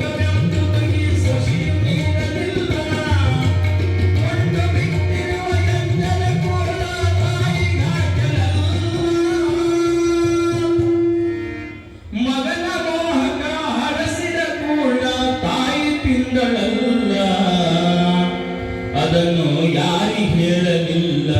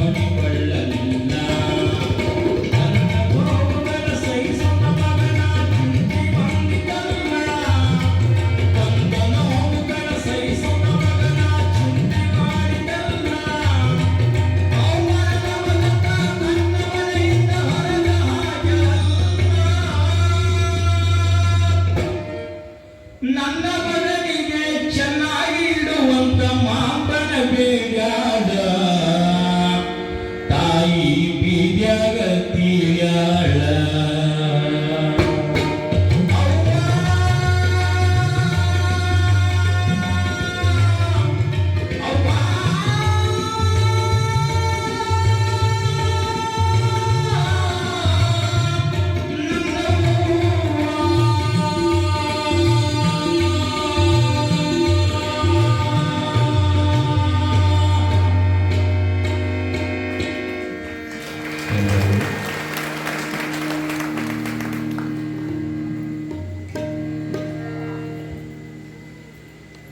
ಧನ್ಯವಾದಗಳು ಜ್ಞಾನೇಶ್ವರಿಗೆ. ಶಬ್ದನೇ ಬರ್ತಾ ಇಲ್ಲ ಆತನ ಹಾಡಿಗೆ. ಸಂಗೀತ ಅಂಧರ್ವ ವಿದ್ಯೆ ಅಂತ ಜ್ಞಾನ, ಅದು ಯಾರ ಸೊತ್ತು ಅಲ್ಲ. ನವಿಲಿಗೆ ನಾಟ್ಯವನ್ನು ನಿಟ್ಟವನು ಶಿವನು, ಕೋಗಿಲಿಗೆ ಕಂಠವನ್ನು ಕೊಟ್ಟವನು ಶಿವನು. ಯಾರ್ಯಾರಿಗೆ ಏನೇನು ಕೊಡಬೇಕೆನ್ನುವುದು ಆತನಿಗೆ ಗೊತ್ತು. ಯಾಕಂದ್ರೆ ಈ ಜಗತ್ತೆಲ್ಲ ಭಗವಂತನ ಸೊತ್ತು ಅಂತ ಬರೀತಾನೆ. ಎಷ್ಟು ಅದ್ಭುತವಾದ ಕಂಠ ಇದೆ ಅಂತಂದ್ರೆ ಅದು ಭಗವಂತನ ಕೊಡುಗೆ. ಅದು ಅದ್ಭುತವಾದ ಕಂಠಶ್ರೀಯನ್ನು ಹೊಂದಿರುವಂಥ ಜ್ಞಾನೇಶ್ವರಿಗೆ ಗುರುಗಳ ಆಶೀರ್ವಾದ ಸದಾಕಾಲ ಇರಲಿ ಎನ್ನುವಂಥ ಪ್ರಾರ್ಥನೆಯನ್ನು ಗುರುಪಾದದಲ್ಲಿ ಎಣಿಕೆಯನ್ನು ಮಾಡ್ತಾ ನೋಡ್ರ ಆ ಮಗು ಸೈಡ್ ಬಂದು ಆತನ ಸಂಗೀತಕ್ಕೆ ಜೋರಾಗಿ ಚಪ್ಪಾಳೆ ಸಲ್ಲಿಸಬೇಕು. ಸಂಗೀತ ಹೆಂಗಿರ್ತದಂದ್ರೆ ನಿರ್ಮಲವಾದ ಮಗುವಿನ ಮನಸ್ಸನ್ನು ತಿರುಗಲಿಕ್ಕೆ ಆ ಮಗುವಿನ ಸಾಕ್ಷಿ ಇವತ್ತಿನ ಕಾರ್ಯಕ್ರಮದಲ್ಲಿ ಜ್ಞಾನೇಶ್ವರಿಗೆ ಧನ್ಯವಾದಗಳನ್ನು ಕ್ರಿಸ್ತ ತಾನ್ಸೇನ್ ಅಂತ ಒಬ್ಬ ಗವಾಯಿ ಇದ್ದಂತೆ ಭೂಮಿಯಲ್ಲಿ. ತಾನ್ಸೇನ್ ಅಂದ್ರೆ ಅಕ್ಬರ್ ಮಹಾರಾಜನ ಆಸ್ಥಾನದಲ್ಲಿ ಇರತಕ್ಕಂಥ ದೊಡ್ಡ ಗವಾಯಿ. ಆಗ ಸಂಗೀತ ಎಲ್ಲ ಅರಮನೆಗೆ ಇರ್ತಿತ್ತು ಅಂತ ನೋಡ್ರಿ, ಅರಮನೆಗೆ ಇರ್ತಿತ್ತು ಅಂತ ಅಂದ್ರೆ ರಾಜರ ಹತ್ರ ಇರ್ತಿತ್ತು ಸಂಗೀತ. ಅಕ್ಬರ ಮಹಾರಾಜನಾಗಿರ್ತಕ್ಕಂಥವನು ತಾನ್ಸೇನ್ ಗವಾಯಿಗಳನ್ನ ಆಸ್ಥಾನದಲ್ಲಿ ಯಾಕೆ ಇಟ್ಟುಕೊಂಡಿದ್ದ ಪಗಾರ ಕೊಟ್ಟು ಅಂದ್ರೆ, ಈ ಯುದ್ಧವನ್ನ ಮಾಡಿ ಮನಸ್ಸುಗಳು ಮಲಿನಗೊಂಡಿರ್ತದೆ, ಮನಸ್ಸು ನೋವಾಗಿರ್ತದಲ್ಲ, ನೋವಾದಾಗ ಸಂತೋಷ ಆದಾಗ ಸಂಗೀತ ಕೇಳಬೇಕು. ಸಂಗೀತ ನಾವು ಅಲ್ರಿ, ಹಾವು ಸಹಿತ ತಲೆ ಬಾರ್ತದೆ ಸಂಗೀತಕ್ಕೆ, ಮನುಷ್ಯರಲ್ಲ. ಕೃಷ್ಣನ ಕೊಳಲದ ನಾದಕ್ಕೆ ಅಡವಿಯಲ್ಲಿರುವ ಗೋವೆಲ್ಲ ಸುತ್ತಕೊಂಡು ಬಿಟ್ಟಿದ್ವು ಸಂಗೀತಕ್ಕೆ, ಅಂತ ಶಕ್ತಿ ಇರ್ತದೆ ಸಂಗೀತ. ತಾನ್ಸೇನ್ ಗವಾಯಿಗಳು ಎಲ್ಲಿದ್ರು ಅಂತಂದ್ರೆ ಅಕ್ಬರ್ ಮಹಾರಾಜನ ಆಸ್ಥಾನದ ಕವಿಗಳಾಗಿದ್ರು, ಸಂಗೀತಗಾರರಾಗಿದ್ರು. ಒಂದಿನ ಸಂಗೀತಗಾರನಾಗಿರ್ತಕ್ಕಂಥ ತಾನ್ಸೇನನ್ನು ಕೇಳಿದ್ರಂತ, ನೀನು ಎಷ್ಟು ಚಂದ ಹಾಡ್ತೀಪ, ನಿನಗೆ ಕಲಿಸುವಂತ ಗುರುಗಳ ಹೆಸರೇನು ಅಂತ ಕೇಳ್ತಾರೆ. ನೀನ ಎಷ್ಟು ಚಂದ ಹಾಡಬೇಕಾದ್ರೆ ನಿನ್ನ ಕಲಿಸಿದಂತ ಗುರುಗಳ ಹೆಸರೇನು, ಎಲ್ಲಿರ್ತಾರ? ನಾನು ನಿನ್ನ ಸಂಗೀತ ಕೇಳಿದ ಮೇಲೆ ನಿನ್ನ ಗುರುಗಳ ಸಂಗೀತ ಕೇಳೋದಾಗಿದೆ ನನಗೆ. ಮತ್ ನೀನ ಇಷ್ಟು ಚಲೋ ಹಾಡ್ತೀಯಲ್ಲ, ಜ್ಞಾನೇಶ್ ಹಾಡಿದ್ನಲ್ಲ, ನೀನ ಇಷ್ಟು ಚಲೋ ಹಾಡ್ತೀಯ ಅಂದ ಬಳಿಕ ನಿನ್ನ ಗುರುಗಳ ಸಂಗೀತ ಕೇಳೋದಾಗಿದೆ. ಎಲ್ಲರ ನಿಮ್ಮ ಗುರುಗಳು ಅಂದ್ರೆ, ಮಹಾರಾಜರೇ ನನ್ನ ಗುರುಗಳ ಹೆಸರು ಹರಿದಾಸರು. ಅವ್ರು ಎಲ್ಲಿರ್ತಾರೆ ಹೇಳಕ್ ಆಗೋದಿಲ್ಲ, ಹಳ್ಳಿ ಪಟ್ಟಣ ದೇವಸ್ಥಾನ ಅಲ್ಲಿಂದ ಅಡ್ಡಾಡ್ತಿರ್ತಾರ. ಇಲ್ಲಪ್ಪ ಹೆಂಗಾದ್ರೂ ಮಾಡಿ ಹುಡುಕೊಂಡು ನಡಿ ಅಂತ ತಿಳ್ಕೊಂಡು ಮಹಾರಾಜ ಶಿಷ್ಯನ ಕರ್ಕೊಂಡು ತಾನ್ಸೇನ್ ಕರ್ಕೊಂಡು ನಾಡನ್ನ ಸುತ್ತಾಕತ್ತಿದ. ಅಂದು ರಾತ್ರಿ ಮಧ್ಯರಾತ್ರಿಯಲ್ಲಿ ಊರು ಹೊರಗ ಅಡವ್ಯಾಗ ಬಿದ್ದ ದೇಗುಲದಲ್ಲಿ ತಾನ್ಸೇನನ ಗುರುಗಳಾದ ಹರಿದಾಸ ಹಾಡಕತ್ತಿದ್ರು. ನೋಡಿ, ಕೋಗಿಲೆ ಯಾರ ಅಪ್ಪಿ ತಗೋದಲ್ಲ, ಕೋಗಿಲೆಯ ಕಂಠ ಯಾವಾಗ ಶುದ್ಧ ಆಗುತ್ತಂದ್ರೆ, ವಸಂತ ಮಾಸದ ಮಾವಿನ ಮುಗುಳನ್ನ ತಿಂದಾಗ ಕಂಠ ಶುದ್ಧಿ ಆಗುತ್ತಂತದ್ದು. ಸೃಷ್ಟಿ ಒಳಗೆ ಭಗವಂತ ಔಷಧಿ ಇರ್ತಾನೆ ಕೋಗಿಲಿಗೆ. ನೋಡಿ, ಕೋಗಿಲೆಯ ಕಂಠ ಯಾವಾಗ ಶುದ್ಧ ಆಗುತ್ತಂದ್ರೆ, ಈ ವಸಂತ ಮಾಸ ಬರ್ತದಲ್ಲ, ವಸಂತ ಮಾಸದಲ್ಲಿ ಮಾವಿನ ಮರಗಳು ಮುಗುಳನ್ನ ಬಿಡ್ಲಿಕ್ಕೆ ಪ್ರಾರಂಭ ಮಾಡ್ತವೆ, ಚಿಗುರೆಲಿ ಪ್ರಾರಂಭ ಮಾಡ್ತದಲ್ಲ, ಆ ಚಿಗುರೆಲಿಯನ್ನು ತಿನ್ಲಿಕ್ಕೆ ಬರುತ್ತಂತೆ ಮಾವಿನ ಮರಕ್ಕೆ. ಯಾವುದು? ಕೋಗಿಲೆ. ಯಾಕ? ಆ ಮುಗುಳನ್ನು ಮಾತ್ರ ಅದು ತೆಗೆದುಕೊಂಡಾಗ ಅದರ ಕಂಠ ಸ್ವರಗಳು ಮಾಧುರ್ಯಕ್ಕೆ ಬರುತ್ತದಂತ. ಹಂಗ ರಾತ್ರಿ 12 ಗಂಟೆ ಹಾಡಕತ್ತಿದ್ರು ಗವಾಯಿಗಳು. ಯಾರು? ಹರಿದಾಸರು, ತಾನ್ಸೇನರ ಗುರು. ಈಗ ಹೋಗ್ಬೇಡ್ರಿ ಅಂದ್ರೆ ಶಿಷ್ಯ, ಈಗ ಹೋದ್ರಿ ಅಂದ್ರೆ ಸಂಗೀತ ಅರ್ಧ ಕಲಿಸಿಬಿಡ್ತಾರ. ಅವರು ಮರೆಯಲಿ ನಿಂತು ಕೇಳೋಣ ಅಂತ ತಿಳ್ಕೊಂಡು ತಾಸು 2 ತಾಸು ಭಗವಂತನನ್ನ ಕುರಿತು ಅದ್ಭುತವಾಗಿ ಹಾಡಿದ್ರು. ಹಾಡು ಮುಗಿದ ಮೇಲೆ ಅಕ್ಬರ್ ಅನ್ನಂತೆ ತಾನ್ಸೇನಿಗೆ, ತಾನ್ಸೇನ್, ನಿನ್ನ ಗುರುಗಳ ಸಂಗೀತದ ಮುಂದೆ ನಿನ್ನ ಸಂಗೀತ ಜೀರೋ ಅನ್ನ. ಯಾರು? ಮಹಾರಾಜ್. ಯಾಕೆ? ಯಾರನ್ನು ಕೇಳಿದ್ನಲ್ಲ, ನಿನ್ನ ಗುರುಗಳ ಮುಂದೆ ನಿನ್ನ ಸಂಗೀತ ಜೀರೋ, ನಿಂದ ಏನೂ ಅಲ್ಲ ಸಂಗೀತ ಅಂತ ತಿಳ್ಕೊಂಡು ತಾನ್ಸೇನಿಗೆ ಮಹಾರಾಜ ಹೇಳಿದ್ರೆ ಅಷ್ಟು ಚಂದ ಹಾಡ್ತಿದ್ರಂತ ಗುರುಗಳು. ಶಿಷ್ಯ ಹೆಂಗಿದ್ನಂತ ಮಾಡಿರಿ, ಶಿಷ್ಯರು ಹೆಂಗಿರ್ತಾವಂತ ಮಾಡಿರಿ. ಈಗ ನಮ್ಮ ಗುರುಗಳಿಗಿಂತ ನಾನೇ ಹೇಳ್ತೇನೆ ರೀ, ಚಲೋ ಅನ್ನೋರು ಅದಾರ. ನಮ್ಮ ಗುರುಗಳಿಗಿಂತ ನಾನೇ ಚೆನ್ನಾಗಿ ಹಾಡ್ತೇನೆ ಅನ್ನೋರು ಅದಾರ ಶಿಷ್ಯರು. ತಾನ್ಸೇನ್ ಅಂದಂತೆ, ಹೌದು ಮಹಾರಾಜ್, ನನ್ನ ಗುರುಗಳು ಹಾಡುವುದು ಭಗವಂತನಿಗೋಸ್ಕರ. ನನ್ನ ಗುರುಗಳು ಯಾರಿಗೋಸ್ಕರ ಹಾಡ್ತಾರ ಅಂದ್ರೆ ಭಗವಂತನಿಗೋಸ್ಕರ ಹಾಡ್ತಾರ, ಅದಕ್ಕೆ ಅವ್ರು ದೊಡ್ಡವರಾಗ್ಯಾರ ಅಂತ ಹೇಳ್ತಾನಂತೆ. ಹಂಗ ನಮ್ಮ ಜ್ಞಾನೇಶ್ ಬಹಳ ಅದ್ಭುತವಾಗಿ ಸಂಗೀತವನ್ನ ತಾಯಿ ಬಗ್ಗೆ ಹಾಡಿದ್ದಾನೆ. ಎಂತ ಅದ್ಭುತವಾದ ಕೀರ್ತಿ ಸಲ್ಲುತ್ತದೆ ಸಂಗೀತಕ್ಕೆ ಅಂತಂದ್ರೆ, ಜಪಾನ್ದಲ್ಲಿ ಗಂಡ ಹೆಂಡತಿ ಇಬ್ಬರು ಮಕ್ಕಳು, ವಯಸ್ಸಾದ ತಾಯಿ ಇದ್ರಂತೆ. ಇಬ್ಬರು ದುಡಿಯಾಕೆ ಹೋಗಿದ್ರು. ಮಕ್ಕಳು ಶಾಲೆಗೆ ಹೋಗ್ತಿದ್ರು, ಗಂಡ ಹೆಂಡತಿ ದುಡ್ಕೊಂಡ್ಬಿಟ್ಟಿದ್ದು. ವಾರಕ್ಕೊಂದು ಪಗಾರ ಕೊಡ್ತಿದ್ದ ಸಾಹುಕಾರ, ಹೆಂಡತಿ ಕೈ ತಂದು ಕೊಡ್ತಿದ್ದ. ಮನೆಯಾಗ ವಯಸ್ಸಾದ ತಾಯಿ ಇದ್ದು ಹೆಂಡತಿ ಕೈಯೇ ಕೊಡ್ಬೇಕು ದುಡ್ಡು ದುಡ್ಕೊಂಡು. ಯಾಕ? ಮಣಿ ಒಳಗಿರ್ತಕ್ಕಂಥ ಒಲಿ ಚಲೋ ಇರಬೇಕು, ಮಣಿ ಯಜಮಾನ ಹೊರ ಹೋಗ್ಬೇಕಾದ್ರೆ ಅವನ ತಲೆ ಸರಿ ಇರ್ಬೇಕಂತ ಹೇಳ್ತಾರೆ ದೊಡ್ಡವರು. ಒಲಿ ಚಂದ ಇರ್ಬೇಕಂತ, ಚಲೋ ಇರ್ಬೇಕಂದ್ರೆ ಒಲಿ ಬಣ್ಣ ಹಚ್ಚೋದಲ್ಲ. ಒಲಿ ಅಂದ್ರೆ ಯಾರ್ಯವ? ನೀವ. ಮಣಿ ಒಳಗಿನ ಒಲಿ ಚಲೋ ಇರಬೇಕು, ಯಜಮಾನನ ಹೊರಗೆ ಹೋಗ್ಬೇಕಾದ್ರೆ ಅವನ ತಲೆ ಸರಿ ಇರ್ಬೇಕಂತ ದಾರ್ಶನಿಕರು ಹೇಳ್ತಾರೆ. ಹೆಂಡತಿ ಕೈ ತಂದು ಕೊಟ್ಟ, ಎನ್ಸಾಕತ್ತಿದ್ಲು. ಈ ವಾರ ಇಷ್ಟು ಬಂತು ಅನ್ನುವಂತ ಏನಂದ್ಲಂತ, ನಿಮ್ಮವ್ವ ಬೇಕಿರ್ಲಿಕ್ಕಂದ್ರೆ ಇನ್ನೂ ಉಳಿತಿತ್ತು ನಮಗೆ ಅಂತಂತ. ಯಾರು? ಸಸಿ. ಯಾಕೆ ಅಂದಮ್ಮ, ಬೆಳಗ್ಗೆ ಚಹಾ ಕೊಡ್ಬೇಕು, ನಾಷ್ಟ ಕೊಡ್ಬೇಕು, ಮಧ್ಯಾಹ್ನ ಊಟ, ರಾತ್ರಿ ಊಟ ಲೆಕ್ಕ ಮಾಡಿ ಅಂತ. ನಿಮ್ಮವ್ವ ಬೇಕಿರ್ಲಿಕ್ಕಂದ್ರೆ ನಾವು ದುಡಿದ್ರೊಳಗೆ ಇನ್ನೂ ಅಷ್ಟು ಉಳಿದಿತ್ತು, ಆಕೆ ಎಂದೂ ವಯಸ್ಸಾಗಿ ಬಿಟ್ಟದ, ಯಾಕೆ ಅಡಿವ್ಯಾಗ ಹೋಗಿ ಬಿಟ್ಟು ಬರಬಾರ್ದು ಅಂತ ಹೇಳ್ತಾರೆ ಸಸಿ. ಹೆಂಡತಿಯ ಗುಲಾಮನಾಗಿರುವ ಗಂಡ ಹಂಗ ಮಾಡ್ಲೆ ಹೋಗ್ಬಿಟ್ಟು ಬಂದ್ರು. ತಾಯಿಗೆ ಕಿವಿನಿ ಕೇಳ್ತಿದ್ದಿಲ್ಲ, ಕಣ್ಣು ಕಾಣ್ತಿದ್ದಿಲ್ಲ ಪಾಪ. ಯವ್ವ ಅಂದ, ಯಾಕಯ್ಯಪ್ಪ ಬೇವು ಮನ್ಯಾಗ ಕುಂತು ಬ್ಯಾಸ ಆಗಿಲ್ಲ ನನಗ. ಹೌದು ಬ್ಯಾಸ ಆಗಿಲ್ಲ, ಒಂದಿಷ್ಟು ಹಂಗ ಈ ನಿಸರ್ಗವನ್ನು ನೋಡ್ಕೊಂಡು ಬರೋ ನಡಿ ಬಾಯಪ್ಪ.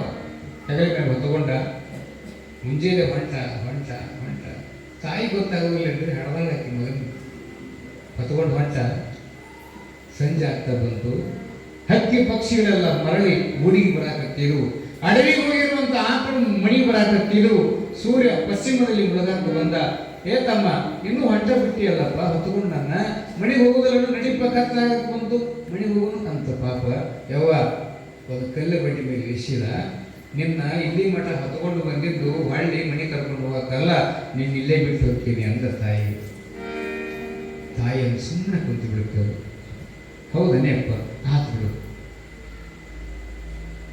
ಆ ಬರುವಂದು ಏನು ಮಾಡಿದ್ದ ತಾಯಿ, ಮಗನ ಹೆಗಲ ಮೇಲೆ ಕುಂತಿದ್ದಲ್ಲ, ಮಗನ ಹೆಗಲ ಮೇಲೆ ಕುಂತಾಗ ತನ್ನ ತೆಲೆಗೆ ಬೆಳಿತಿದ್ವಲ್ಲ ಗಿಡ, ಹಣ್ಣು ಕಾಯಿ, ಅವನು ಹರ್ಕೊಂತ ಬಂದಿದ್ದ. ಹರ್ಕೊಂತ ಒಪ್ಕೊಂತ ಬಂದಿದ್ದು. ಎಲಿ ಸಿಕ್ಕರು ಎಲಿ ಹರಿತಿದ್ದು ಒಗಿತಿದ್ದು, ಪ್ಯಾಲಕಾಯಿ ಸಿಕ್ಕರು ಪ್ಯಾಲಕಾಯಿ ಹರಿತಿದ್ದು ಒಗಿತಿದ್ದು. ದಾರಿ ಉಂಟ ಮಗ ನೋಡಿದ್ದು ನನ್ನ ದಾರ್ಯಾಗ ಬರು ಮುಂದೆ. ಯವ್ವ ನಿನ್ನೆ ನಿಲ್ಲಿಸಿ ಬಂದೆ, ನಿನಗಂತಿ ಕಣ್ಣು ಕಾಣೋದಿಲ್ಲ, ಕಿವಿ ಕೇಳೋದಿಲ್ಲ, ಆದರೂ ಸಹಿತ ನನ್ನ ಹೆಗಲ ಮೇಲೆ ಕುಳಿತುಕೊಂಡ ಸಂದರ್ಭದಲ್ಲಿ ಎಲಿಯನ್ನ ಕಾಯನ್ನು ಹರಿದು ಯಾಕೆ ಒಪ್ಕೊಂತ ಬಂದಿ ಅಂದ್ರ, ನಾ ಬಿಟ್ಟು ಹೋದ ಮೇಲೆ ದಾರಿ ಗುರ್ತಾಗ ಅಂತ ಹರಿದು ಹೋಗಿ ಅದಲ್ಲ ಅಂದ ತಾಯಿ. ಯಪ್ಪ ನನ್ನ ಕಣ್ಣ ಕಾಣೋದಿಲ್ಲ, ಕಿವಿ ಕೇಳೋದಿಲ್ಲ, ನಿನ್ನ ಹೆಗಲ ಮೇಲೆ ಕುಂತಾಗ ಯಾಕ ಬಳ್ಳಿ ಎಲಿ ಕಾಯಿ ಹರಿದು ಒಪ್ಕೊಂತ ಬಂದೆ ಅಂದ್ರ ಹೊಳ್ಳಿ ನಿನಗೆ ದಾರಿ ಗೊತ್ತಾಗಿಲ್ಲ, ನನ್ನ ಮಗ್ಗಂತ ಹರಿದು ಹೋಗಿ ನನ್ನ ತಾಯಿ. ಎಂತ ಶ್ರೇಷ್ಠವಾಗಿರ್ತಕ್ಕಂಥವ್ರು ತಾಯಿ ಪುಣ್ಯಾತ್ಮರೇ. ನಿಜವಾಗಲೂ ಕೂಡ ಮಳೆ ಬರುವ ಸಂದರ್ಭದಲ್ಲಿ ಒಂದಿಟ್ಟು ಮಣಿ ಹೊರಗೆ ಹೋಗಿದ್ವಿ ಅಂದ್ರೆ ಕಡಬಡಿಸ್ಬಿಡುತ್ತೆ ನೋಡ್ರಿ ತಾಯಿ. ಮಳಿ ಬರುವ ಹೊರಗೆ ಹೋಗ್ಯಾನ ಅಂತ ತಿಳ್ಕೊಂಡು ಗಂಡ ಹೇಳ್ತಾವ್ರಿ, ಹುಡುಗ ಹೊರಗೆ ಹೋಗೈತಿ, ಮಳಿ ಬರಾಕತ್ತೈತಿ, ಹೋಗ್ರಿ ಕೊಡಿ ತಗೊಂಡ ಅಂತ ಗಂಡಗಂತ ಏನನ್ನ ತಂದೆ ಬುದ್ಧಿ ಬರ್ಲ್ಯಾಳ ಅವ್ಯಾಕೆ ಹೋಗಿ ಅನಿಸ್ಕೊಡ್ತೀಗ ಅಪ್ಪ ಅಂದ. ಮನ್ಯಾಗ ಹಿರಿಯ ಮಗ ಇದೆ, ತಮ್ಮ ನಿಮ್ಮ ತಮ್ಮ ಹೊರಗೆ ಹೋಗಿದ್ದ ಕರ್ಕೊಂಡು ಬಾ ಅಂತಂದ್ರೆ ಹೋಗ್ಯಾಳ. ಇನ್ನೇನು ಗೊತ್ತಾಗತ್ತ ಮಳಿ ಬರುವಾಗ ಹೋಗ್ಬಾರ್ದು ಬಿಡಬಾರ್ದು ಅಂತ ಅವ ಅಂದ. ಅವಾಗ ತಾಯಿ ಏನು ಮಾಡಿಲ್ಲ ಅಂದ್ರೆ ದೊಡ್ಡ ಮಳಿ ಬಿಡಾಕತ್ತಿತ್ತು, ದೇವರು ಮುಂದೆ ಬಂದಂತ, ಜಗಲಿ ಮುಂದೆ ಬಂದ ನಿಂತ ಅಂದಂತ, ಜಗಲಿ ಮೇಲೆ ದೀಪ ಹಚ್ಚಿದ್ಲಂತ. ಪರಮಾತ್ಮ ಮೌನ ಮಲ್ಲಿಕಾರ್ಜುನೇಶ, ನನ್ನ ಮಗ ಮಣಿಗೆ ಬರುಮಠ ಒಂದಿಷ್ಟು ಮಳಿ ನಿಲ್ಸಾಯಪ್ಪ ಅಂತ ಬೇಡಿಕೊಂಡಂತ. ಯಾರು? ತಾಯಿ. ನೋಡ್ರಿ, ತಾಯಿ ಬೇಡಿಕೊಂಡಿದ್ದಕ್ಕೂ ಮಳೆರಾಯಿನೂ ಸಹಿತ ನಿಂತ ಅಂತ ಅನೇಕ ಬರ್ತದೆ ಅಂತ ಜಗದ ತೂಕವಾಗಿರ್ತಕ್ಕಂಥ ತಾಯಿ ಪಿರಂಗಿ ಬಸಮ್ಮ ಮಗಳನ್ನ ಸಾಕಿದಂಗ ಲಾಲನೆ ಪಾಲನೆಯನ್ನ ಮಾಡ್ತಿರ್ತಾಳೆ. ನೋಡಿ, ಜಾಗ ಮಾಡೋ ಮುಂದೆ ಹಠ ಹೆಂಗೆ ಮಾಡ್ತಿರ್ತಾರ, ಹಂಗೆ ಹಠ ಮಾಡಕತ್ತಿದ್ರಂತ. ನೋಡಿ, ಕಸ ಹೊಡೆಯಕತ್ತಿದ್ರಂತ ಬಸಮ್ಮ. ಮಣಿ ಅಂಗಡಿ ಕಸ ಹೊಡಿ ಮುಂದೆ ಏನ್ ಮಾಡ್ತಿದ್ರಂತ ಮಹಾಂತ ಬಾಲಲೀಲಮ್ಮ ಅಂತ. ಈಗ ಮತ್ತೆ ಹಂಗೆ ಓಡಿ ದುಗ್ಗದ ಮೇಲೆ ಕುಂದಿರ್ತಾವಲ್ಲ, ಹಂಗೆ ಓಡಿ ಹೋದವ್ರ ಬಸಮ್ಮನ ದುಗ್ಗದ ಮೇಲೆ ಕುಂದಿರ್ತಿದ್ರಂತ. ಯಪ್ಪ ನಿನ್ನ ಸಂಬಂಧ ಸಾಕಾಗಿದ್ ನನಗ, ಏನ್ ಹಠ ಮಾಡ್ತೀವೋ ಅಂತ. ಕೆಳಗಿಳಿ ಅಂದ್ರೆ ಕೆಳಗಿಳಿತಿದ್ದ, ಮತ್ತೆ ಹತ್ತಿದ್ದ. ಈ ಬಾಲಲೀಲೆಯನ್ನು ಜಗತ್ತು ನೋಡಿ ಸಂತೋಷ ಪಡುತ್ತಿತ್ತು. ಎಂತ ಭಾಗ್ಯವಂತಿ ಬಸಮ್ಮ, ಯವ್ವ ನೀನ ಭಾಗ್ಯವಂತಿ. ಉಡಾಳ ಮಕ್ಕಳಿಗೆ ಜನ್ಮ ಕೊಡುವುದು ಬಿಟ್ಟು, ಉಡಾಳ ಮಕ್ಕಳಿಗೆ ಜನ್ಮವನ್ನು ಕೊಟ್ಟು ತಪ್ಪು ಮಾಡಿದ್ವಿ. ಸಪ್ತ ಮಕ್ಕಳು ಮಣ್ಣಾಗ ಸೇರಿದ ಸಹಿತ ಮಹಾದೇವನ ಮಗ ಅಂತ ತಿಳ್ಕೊಂಡು ಲಾಲನೆ ಮಾಡಕತ್ತಿಯಲ್ಲವ, ಎಷ್ಟು ಜನ್ಮದ ಪುಣ್ಯಾಣ ನಿನಗ. ಶಿವಯೋಗಿ ನಿನಗೆ ಯವ್ವ ಅಂತಾನ ಅಂತ ತಿಳ್ಕೊಂಡು ಮುಳುಗುಂದದ ಮಂದಿ, ಪರಸ್ಥಳದ ಮಂದಿ ಆ ತಾಯಿ ಮತ್ತು ಮಗನ ಬಾಲಲೀಲೆಯನ್ನು ನೋಡಿ ಸಂತೋಷ ಪಡ್ತಾ ಇರ್ತಾರೆ. ಆದ್ದರಿಂದ ಗುರು ಅಗ್ರಗಣ್ಯವಾಗಿರ್ತಕ್ಕಂಥವ್ರು ಅಂತ ಶ್ರೇಷ್ಠ ಗುರುಗಳನ್ನ ಪಡೆದುಕೊಂಡಿರ್ತಕ್ಕಂಥವ್ರು ಯಾರು ಅಂದ್ರೆ ಮುಳುಗುಂದದ ಜನತೆ, ಮುಳುಗುಂದದ ಸಮಸ್ತ ಭಕ್ತರು ಸಹಿತ ಒಬ್ಬ ಯೋಗ್ಯ ಗುರುಗಳನ್ನ ಪಡ್ಕೋಬೇಕಾದ್ರೆ ಆ ನೆಲ, ಆ ಜನ, ಆ ಜಲ ಪುಣ್ಯ ಮಾಡಿರ್ಬೇಕಂತ. ಮಲ್ಲಿಕಾರ್ಜುನ್ ಕಮತ್ ಅಂತ ತಿಳ್ಕೊಂಡು ದಿನಾಲು ಹಾರ್ಮೋನಿಯಂ ತೊಗೊಂಡು ಬರ್ತಾನೆ ನಮ್ಮ ರೂಮಿಗೆ. ನಿಮ್ದು ಯಾವ ಊರು ಅಂತ ನನಗೆ ಗೊತ್ತಿಲ್ಲ, ಅಜ್ಜವ್ರು ಇದ ಊರಿ ನಂದು. ಇಲ್ಲೇ ಶಿವ ಮಾಡ್ತೀರೇನಪ್ಪ? ಹೌದು, ಇಲ್ಲೇ ಶಿವ ಮಾಡ್ತೀವಿ. ಮೊದಲು ಬರ್ತಿದ್ದಿಲ್ರಿ ನಾ ಮಠಕ್ಕೆ ಅಂದ. ನಮ್ಮ ಜನ ಹೆಂಗಿರ್ತಾರೆ ನೋಡ್ರಿ, ಮೊದಲು ಬರ್ತಿದ್ದಿಲ್ಲ. ವೈಷ್ಣವಿ ಅಂತ ಮಗಳಂತವ್ರಿಗೆ ಮಲ್ಲಿಕಾರ್ಜುನ ಕಮತ್ ಅಂತ ತಿಳ್ಕೊಂಡು ಅವಳಿಗೆ ಆರೋಗ್ಯದಲ್ಲಿ ತೊಂದರೆ ಇತ್ತು. ಇಡೀ ದವಾಖಾನೆ ಗೋಕಾಕದಾಗ ಎಷ್ಟು ದವಾಖಾನೆ ಇದಾವಲ್ಲ ಎಲ್ಲವನ್ನು ಅಡ್ಡಾಡಿದ. ಇಲ್ಲೇ ಔಷಧದ ಭೂಮಿ ಅದ, ನಮಗೆ ಗೊತ್ತಾಗ್ತಾ ಇಲ್ಲ, ಇವತ್ತಿಗೆ ಗೊತ್ತಾಗ್ತಾ ಇಲ್ಲ ನಮಗೆ. ಇಡೀ ಗೋಕಾಕ ದವಾಖಾನೆ ಮುಗಿಸಿದ, ಆದರೂ ಕೂಡ ವೈಷ್ಣವ ಅನ್ನುವಂಥ ಮಗಳ ರೋಗ ಗುಣವಾಗಲಿಲ್ಲ. ಜಗತ್ತು ಒಂದು ಸಾರಿ ಇಲ್ಲಿಗೆ ಬರ್ತೈತಿ, ನೆನಪಿಟ್ಬಿಡ್ರಿ. ಈ ಜಗತ್ತೈತಲ್ಲ, ಒಂದು ಸಾರಿ ಇಲ್ಲಿಗೆ ಬಂದು ಭಾಗ ಬೇಕಾ? ಇದು ಸತ್ಯ, ಇದು ಸತ್ಯವಾಗಿರ್ತಕ್ಕಂಥ ಒಂದು ಇಲ್ಲೇ ಬರತೈತಿ. ಕೊನೆಯ ಜಾಗ ಇದೆ, ನಮ್ಮ ನೆನಪಿಟ್ಬಿಡ್ರಿ. ಆ ಮಲ್ಲಿಕಾರ್ಜುನ ಅಂತ ಕಮತ್ ಅನ್ನುವಂತ ಈ ಊರಿನ ಭಕ್ತ ವೈಷ್ಣವಿ ಅನ್ನುವಂಥ ಮಗಳನ್ನು ಕರ್ಕೊಂಡು ದವಾಖಾನೆಗೆ ಅಡ್ಡಾಡಿ ಖರ್ಚು ಮಾಡಿದ ರೊಕ್ಕ 1,70,000 ರೂಪಾಯಿನ ಕಳೀತಾನೆ. ಕೊನೆಗೆ ಗೊತ್ತಾತು, ಇಲ್ಲ ನಾನು ಇಲ್ಲಿಗೇನೆ ಹುಡುಕಬೇಕು, ಎಲ್ಲಿ ಕಳ್ಕೊಂಡೇನೆ ಅಲ್ಲೇ ಹುಡುಕ್ಬೇಕಂತ ಇಲ್ಲಿಗೆ ಬರ್ತಾನೆ. ಅಜ್ಜವರು ಸಿಟ್ಟು ಮಾಡ್ತಾರಂತ ನಮಗದೆ. ಯಾಕೆ ಸಿಟ್ಟು ಮಾಡ್ತಾರ? ಇಲ್ಲೇ ಇದ್ದು ಬಂದಿಲ್ಲ ಅಂತ ಸಿಟ್ಟು ಮಾಡಿದ್ರಂತ. ನಿನಗೆ ಔಷಧ ಕೊಡೋದಿಲ್ಲ ಅಂದ್ರು. ತಾಯಿದ ಇರ್ತದೆ, ತಾಯಿದು ಹಾಗೆ ಇರ್ತದೆ ಪ್ರೀತಿ. ನಿನಗೆ ಔಷಧಿ ಕೊಡೋದಿಲ್ಲ ಅಂದ್ರು. ಇಲ್ಲಪ್ಪ, ನಾನು ತಪ್ಪಾಗಿದೆ, ಇನ್ಮೇಲೆ ನಿನ್ನ ಬಿಟ್ಟು ನಾನು ಇರುವುದಿಲ್ಲ, ನಿನ್ನ ಸ್ಮರಣೆಯಲ್ಲೇ ಇರ್ತೇನೆ ಅಂತ ತಿಳ್ಕೊಂಡು ಮಲ್ಲಿಕಾರ್ಜುನ ಕಮತ್ ಅನ್ನುವಂತ ಈ ಗ್ರಾಮದ ಭಕ್ತ ಬೇಡಿಕೊಂಡಾಗ ಮಗಳು ಇಲ್ಲಿ ಬಂದಾಳೆ ಅಂತ ಗೊತ್ತಿಲ್ಲ. ವೈಷ್ಣವಿ ಅನ್ನುವಂಥ ಹುಡುಗಿ ಆರಾಮಾಗ್ತಾಳೆ. ಎಷ್ಟು ಖರ್ಚು ಮಾಡಿದ್ದವ? 1,70,000 ಗೋಕಾಕ ದವಾಖಾನೆಗೆ ಇಟ್ಟು ಬಂದ. ಇಲ್ಲಿ ಬಂದ ಮೇಲೆ 3,000 ರೂಪಾಯಿ ಸದ್ಯ ಮಗಳು ಆರಾಮದಾಳ. ಬಂದಿದ್ರೆ ಅವಳಿಗೆ ಎದ್ದಿಲ್ರಿ, ಬಂದಿದ್ರೆ ಅವಳಿಗೆ ಎದ್ದಿಲ್ರಿ. ಯಾಕೆ ಹೇಳಕತ್ತೀವಿ ಅಂದ್ರೆ, ಸಮಸ್ತ ಸಸ್ಯ ವನಸ್ಪತಿಗಳ ಧನ್ವಂತರಿಯಾಗಿರ್ತಕ್ಕಂಥ ಜಾಗ ಇಲ್ಲದ. ನಾವು ಅವ್ರ ಮಾತು ಕೇಳೋದಿಲ್ಲ, ಅವ್ರ ತಮ್ಮ ಶಿವನಗೌಡ ಮಾತು ಕೇಳಿಲ್ಲ. ಚಟ್ರ ತರಬೇಡ ಅನ್ನೋದು ಅಜ್ಜವ್ರು. ಹಿಂದೆ ನಡೀತಿದ್ದು ಪವಾಡ, ಪುಸ್ತಕದಾಗದು ಪವಾಡ ಅಂತ ಓದಿದ್ದು ಉಂಟು ನೀವೆಲ್ಲ. ಈ ಸದ್ಯ ನಡೆದಾಗ ಮಲ್ಲಿಕಾರ್ಜುನ ಕಮತ್ ಅನ್ನುವಂತ ಅವರ ತಮ್ಮ ಶಿವನಗೌಡ ಅಜ್ಜವ್ರ ಹತ್ರ ಬರ್ತಾನ. ಯಪ್ಪ, ನಾನು ಚಟ್ರ ತರಬೇಕಂತ ಮಾಡಿ ಒಂದು ಮಾತು ನೆನಪಿಟ್ಟುಕೊಡ್ರಿ, ಬ್ಯಾಡ ಅಂದ್ರೆ ಬಿಟ್ಟು ಬಿಡ್ರಿ, ಮಾಡುವಂದ್ರೆ ತಡ ಮಾಡದೆ ಮಾಡಿಬಿಡ್ರಿ, ನಿಮ್ಮ ಜೀವನದಲ್ಲಿ ಬದಲಾವಣೆ ಆಗ್ತದೆ. ಚಟ್ರ ತರ್ತೇನಂತ ಬಂದ ಅಜ್ಜವ್ರ ಹತ್ರ. ಅಜ್ಜವರು ಲಿಂಗ ಲೀಲಾಮೂರ್ತಿಗಳಾಗಿರ್ತಕ್ಕಂಥವ್ರು. ಶಿವನ ನಾಲಿಗೆ ಮೇಲಿರುವ ಶಬ್ದ ಬ್ಯಾಡ ಅನ್ನೋದು. ಬ್ಯಾಡ ಅಂತ ಹೇಳಿದ್ರು. ನಿಮಗೆ ಗೊತ್ತದಲ್ಲ, ನಾ ಇವತ್ತು ಕೇಳಿನ ಸುದ್ದಿ ಅವ್ರ ಅಣ್ಣನೇ ಹೇಳಿದ್ದು ನನಗೆ. ನಾ ಹರಮಣಿಗೆ ಕೊಡುವಾಗ ಕೇಳಿದ, ನೀವೇ ಯಾರಪ್ಪ, ಏನ್ ಮಾಡ್ತೀರಿ ಶಿವ ಅಂದಾಗ ಗುರುಗಳನ್ನ ನೆನೆಸಿಕೊಂಡು ಕಣ್ಣೀರು ತಗದ. ಸಮಯ ಆಗಿತ್ತು ಆಗಲೇ. ಇಷ್ಟು ಆಯುಷ್ಯವನ್ನು ಕಳೆದು ಬಿಟ್ಟು ನಮ್ಮ ಜನ ಹೋದ ಮೇಲೆ ಗೊತ್ತಾಗ್ತದೆ. ಇದ್ದಾಗ ಗೊತ್ತಾಗಲಿಲ್ಲ ನಮ್ಮ ಜನಕ್ಕೆ. ಕಣ್ಣೀರಿದ್ದಾಗ ನಮ್ಮ ರೂಮ್ನಾಗ ಶಿವನಗೌಡ ಮಠಕ್ಕೆ ಬರ್ತಾನೆ. ಅಜ್ಜವ್ರು ಕೇಳ್ತಾನೆ, ಯಪ್ಪ ನಾನು ಚಕ್ರ ತರ್ತೇನೆ ಅಂದಾಗ ಬ್ಯಾಡ ಅಂದ್ಬಿಟ್ರು ಅಜ್ಜವ್ರು. ಬ್ಯಾಡ ಅಂದ್ರೆ ಕೇಳಬೇಕು ಬೇಡ ನಾವು. ಅವ್ರ ಮಾತನ್ನು ಮೀರಿ ತಂದ ಕೆಲವೇ ತಿಂಗಳಲ್ಲಿ ಇವತ್ತವ ಇಲ್ಲ.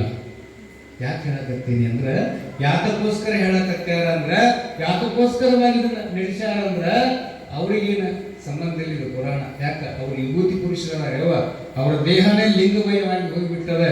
ಅವರ ದೇಹದಲ್ಲಿ ಸಕಲ ಕ್ರಿಯಾಕಾಲುಕನ ತುಂಬಿದ, ಮತ್ತೊಂದು ಏನಿಲ್ಲ. ಯಾರು ಸಂಬಂಧ ಮಾಡಕತ್ಯಾರ? ಮಠಕ್ಕೆ ಮಂದಿ ಬಂದು ಬಹಳ ಪ್ರೀತಿ ಅವರಿಗೆ. ಮಠದಿಂದ ಊರಿಗೆ ಹೊಟ್ಟರೆ ಭಾಳ ಸಿಟ್ಟು ಬರ್ಬೋದು. ಅಂತ ಯೋಗಿ ನಮ್ಮ ನಿಮ್ಮಗಳ ಮಧ್ಯದಲ್ಲಿ, ಅದು 21ನೇ ಶತಮಾನದಲ್ಲಿ ಅದಾರಲ್ಲ, ಇದು ನಮ್ಮ ಭಾಗ್ಯ.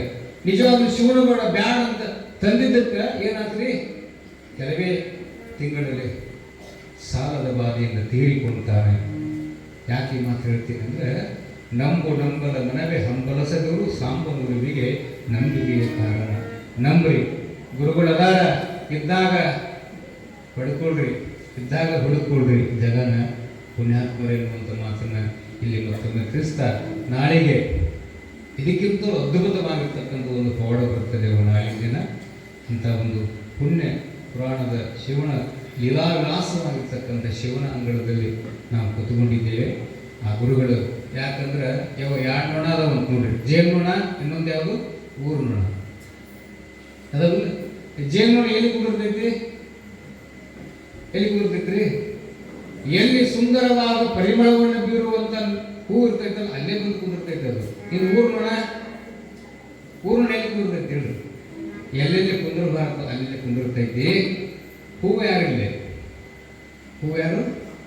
ಮೌನ ಮಲ್ಲಿಕಾರ್ಜುನ ಅಪ್ಪಂಗಳವರತಕ್ಕಂಥ ಹೂವಿನ ಮಕರಂದವನ್ನು ಹೇಳಲಿಕ್ಕೆ ನಾವು ಬಂದರೆ ಮಾತ್ರ ಅಂತ ಮಕರಂದದ ಸುವಾಸನೆ ಪರಿಮಳ ನಮಗೆ ಸಿಗುತ್ತದೆ, ನಮ್ಮ ಮನೆ ಮನಸ್ಸುಗಳನ್ನು ಸೇರ್ತದೆ. ಯಾಕಂದರೆ ಅಲ್ಲಿ ಇಲ್ಲಿ ಕುಂದುರು ಬಿಟ್ಟು ನಾವು ಊರ್ನೋಣ ಆಗೋದಕ್ಕಿಂತ ಜೇನ್ನೋಣ ಆಗಲಿ ಅಂತಂದ್ರೆ ಪರಿಮಳದ ಪುಷ್ಪದ ಪರಿಮಳ ಅಂತಕ್ಕಂಥ ಮಹತ್ವದ ಲೀಲೆ ಅವರ ಬದುಕು ಬರಹ ನಮಗೆ ಇಲ್ಲಿ ಬಂದರೆ ಸಿಗ್ತೈತೆ ಅನ್ನುವಂಥ ಮಾತನ್ನು ಇಲ್ಲಿ ಮತ್ತೊಮ್ಮೆ ತಮಗೆ ತಿಳಿಸ್ತಾ ಇಂದಿನ ಪುರಾಣದಲ್ಲಿ ಬಂದು ಈ ಪುರಾಣದಲ್ಲಿ ಭಾಗಿಯಾಗಿ ಶ್ರೀಮಠಕ್ಕೆ ತಮ್ಮ ತರುಣನ ದನದ ಸೇವೆಯನ್ನು ಸಮರ್ಪಣೆ ಮಾಡಿ. ಯಾಕಂದ್ರೆ ಗುರುಗಳು ಈ ಒಂದು ಕಾರ್ಯವನ್ನು ಪ್ರಾರಂಭಿಸಿದ್ದು ಯಾಕಂದ್ರೆ ಇದು ಲೋಕ ಕಲ್ಯಾಣಕ್ಕಾಗಿ. ದಿನಾಲೂ ಆರತಿ ಮಾಡಿಸ್ತಾರೆ ನೋಡ್ರಿ, ಈ ಭಾಗ್ಯ ಸಿಗುತ್ತೆ ನೀವು. ದಿನಾಲೂ ಆರತಿ ಮಾಡಿಸಿ ನಿಮ್ಮ ಬೆಳಿದ್ದನ ಪುರಾಣ ಪೂಜೆ ಮಾಡಿಸಿ. ಯಾಕಂದ್ರೆ ಭಕ್ತರು ಚಲೋ ಇರಬೇಕು ಅನ್ನುವಂಥ ಏಕೈಕ ಮಂತ್ರವನ್ನು ಅವರು ಸದಾಕಾಲ ನಡೆಯಕತ್ಯಾರ. ಅಂಥವರ ಒಂದು ಸಮ್ಮುಖ, ಅಂಥವರ ಒಂದು ಸನ್ನಿಧಾನ ಅದು ಸಿಕ್ಕಿದ್ದು ನಮ್ಮೆಲ್ಲರ ಭಾಗ್ಯ ಅನ್ನುವಂಥ ಮಾತನ್ನು ಇಲ್ಲಿ ಮತ್ತೊಮ್ಮೆ ತಮ್ಮೆಲ್ಲ ತಿಳಿಸ್ತಾ ಇಂದಿನ ಪುರಾಣಕ್ಕೆ ಬಂದಿರುವ ಎಲ್ಲ ಸಮಸ್ತ ಗುರು ಹಿರಿಯರಿಗೆ, ತಾಯಂದರಿಗೆ ಗುರುಗಳ ಆಶೀರ್ವಾದ ಸದಾಕಾಲ ಇರಲಿ ಅನ್ನುವಂಥ ಮಾತನ್ನು ತಿಳಿಸ್ತಾ ಎಲ್ಲರೂ ನಿಮ್ಮೆ ಜೋಡಾಯಿ ಜಯಘೋಷ ಮಾಡಿರುವ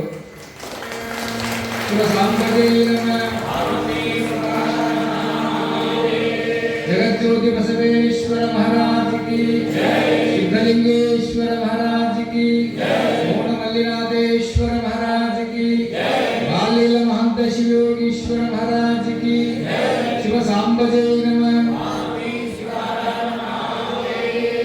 ದಯವಿಟ್ಟು ಇಲ್ಲಿ ಬಂದು ತಾಯಿನಲ್ಲಿ ವಿನಂತಿ,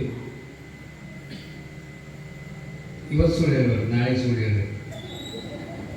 ಎಷ್ಟೊತ್ತಿಗೆ ಹೇಳ್ತೀರಲ್ವ ಕರೆಯರು 7 ಕಿಲೋರು ಯಾರು ಕೈ ಎತ್ತಿ 7 ಗಂಟೆಗೆ ಅದೇ ಇಲ್ಲ ಅದೇ. ದಯವಿಟ್ಟು ಯಾಕೆ ಪ್ರಶ್ನೆ ಇಲ್ಲಿ ಎದುರಾಗ್ತದೆ ಅಂದ್ರೆ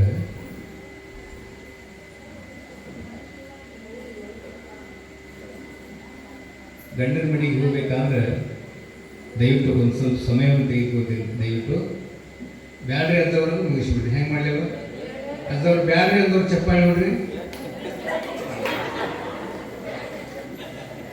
ನೋಡಿ, ಬ್ಯಾಡ್ರಿ ಅಂತ ಚಪ್ಪಾಳೆ ಹೊಡೆ ಆಗುತ್ತೆ. ಮಗಳನ್ನ ಮದುವೆ ಮಾಡಿ ಗಂಡ ಮನೆ ಕಳ್ಸಾಕತ್ತಿದ್ಲು ತಾಯಿ.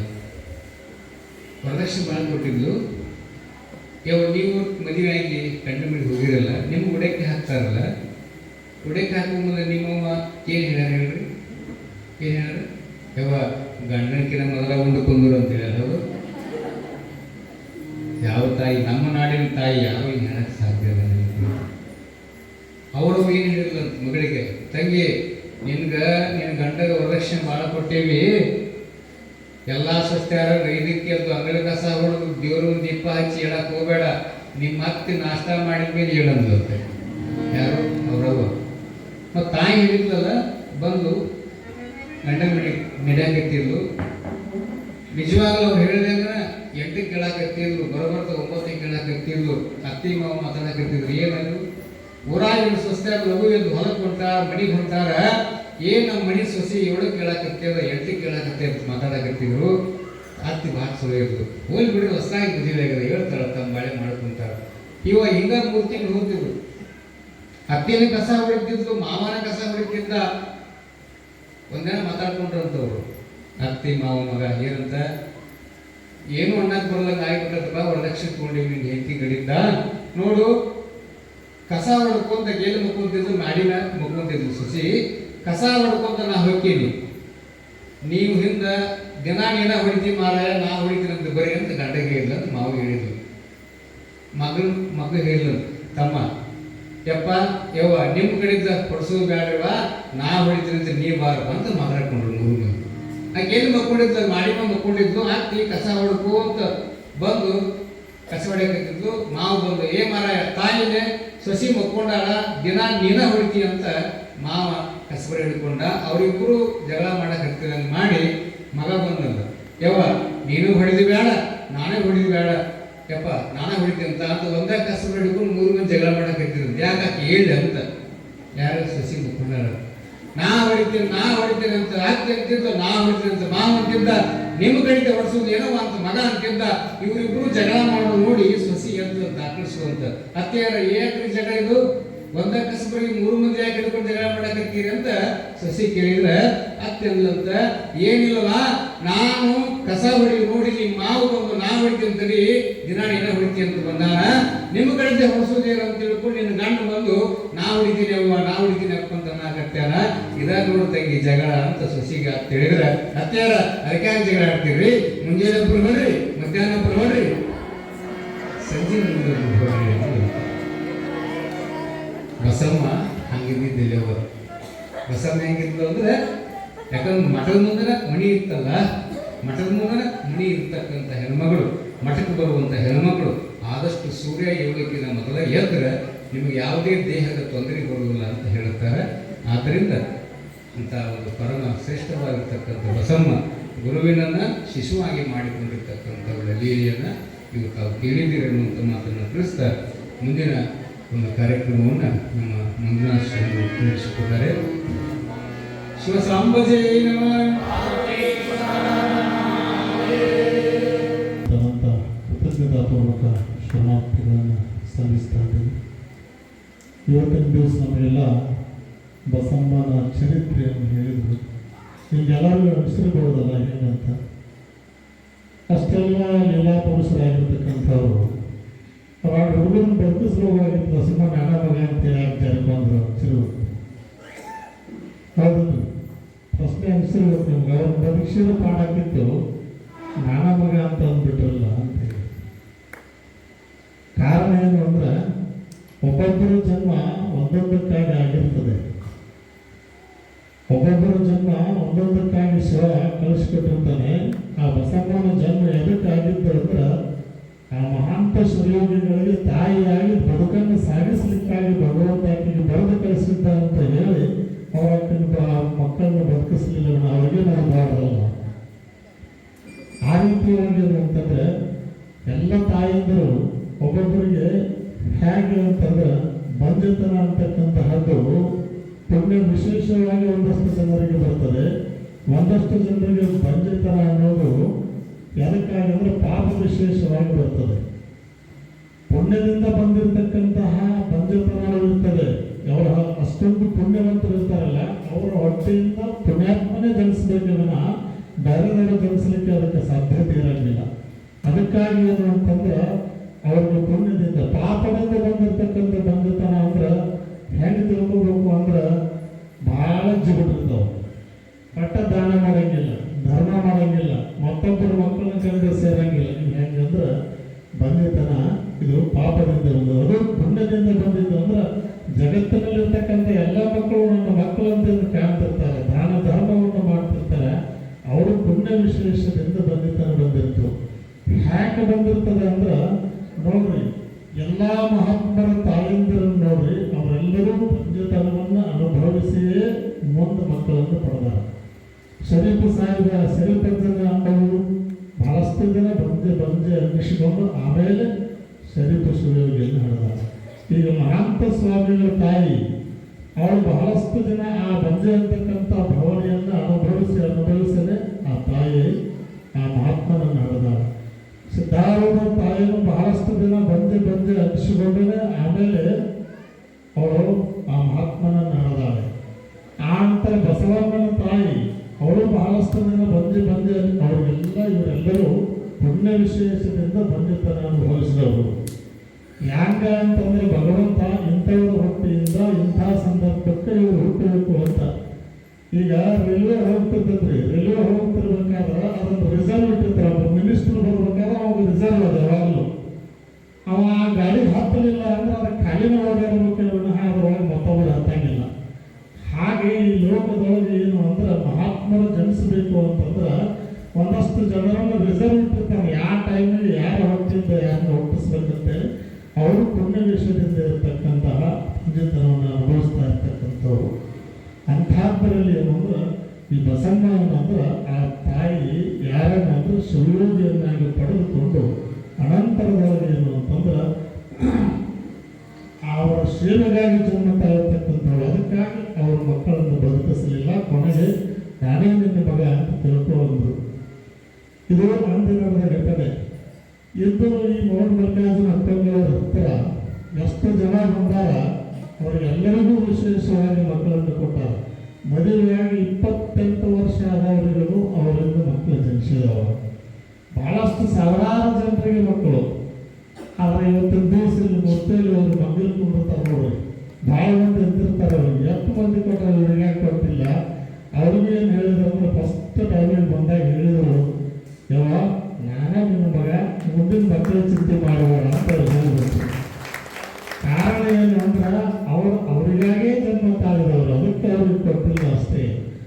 ಹಾಗೆ ಇಲ್ಲಿ ಏನು ಅಂತಂದ್ರೆ ಮಹಾಂತ ಸುಯೋಗಿಗಳು ಆ ಮಕ್ಕಳನ್ನು ಬದುಕಿಸುವುದಿತ್ತು. ಯಾಕೆ ಅಂತಂದ್ರೆ ಅವಳ ಜನ್ಮ ಅವರಿಗಾಗಿತ್ತು ಅಂತ ಹೇಳಿ ಬದುಕಿಸಲಿಲ್ಲ.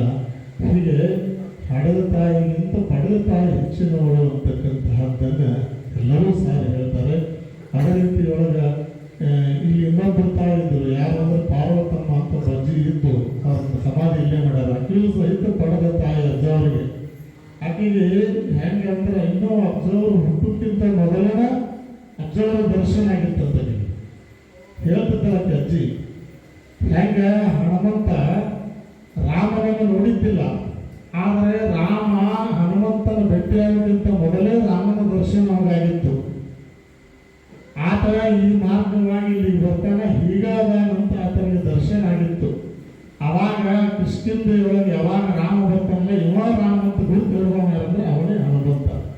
ಕಾರಣ ಏನಂದ್ರೆ ಮೊದಲೇ ಅವನಿಗೆ ರಾಮನ ದರ್ಶನ ಆಗಿತ್ತು. ಹೆಂಗೋ ಹಾಗೆ ಇಲ್ಲಿ ಪಾರ್ವತಮ್ಮನಿಗೆ ಅಜ್ಜವರು ಹುಟ್ಟಿಕ್ಕಿಂತ ಮೊದಲಿನ ಆ ರೂಪದ ದರ್ಶನ ಆಗಿತ್ತು. ಹೆಂಗೆ ಅಂದ್ರೆ ಆಕೆ ಸಂಕ್ಷಿಪ್ತವಾಗಿ ಹೇಳಿ ಮುಗಿಸ್ತೇನೋ, ಆಕೆ ಗಂಡ ಏನು ಮಾಡ್ತಿದ್ದ ಅಂದ್ರೆ ತಲಾಟಿ ಆಫೀಸ್ನೊಳಗೆ ಕುಲಕರ್ಣಿದೊಳಗೆ ಕೆಲಸ ಮಾಡ್ತಿದ್ದ. ಇನ್ನೂ ಬ್ರಿಟಿಷರ ಬ್ರಿಟಿಷರ ಆಳ್ವಿಕೆ ಇದ್ದಾಗ ಅವಾಗ ಬಾಗಲಕೋಟೆ ಮಾಡ್ಬೇಕಾದ್ರೆ ಕರ್ಕೊಂಡು ಹೋಗಿದ್ದ ಮದುವೆ ಆದ್ಮೇಲೆ. ಆದ್ರೆ ಹೇಳ್ತ ಮನ್ಯಾಗ ನೀವು ಹೊತ್ತು ಮುಗಿತು ಅಂದ್ರೆ ತಮ್ಮ ಪಾತ್ರದವ್ರ ಮನ್ಯಾಗ ಇರ್ತಿದ್ದ ಅಂತ ಹೇಳ್ತಿದ್ದಕ್ಕೆ ಅಮ್ಮ. ಅವ ಪಾತ್ರದವ್ರ ಮನ್ಯಾಗ ಇರೋದು ಅಜ್ಜಿನ ಒಬ್ಬತ್ತಿನ ರಾತ್ರಿ ಇಲ್ಲಿ ಬಿಡೋದು.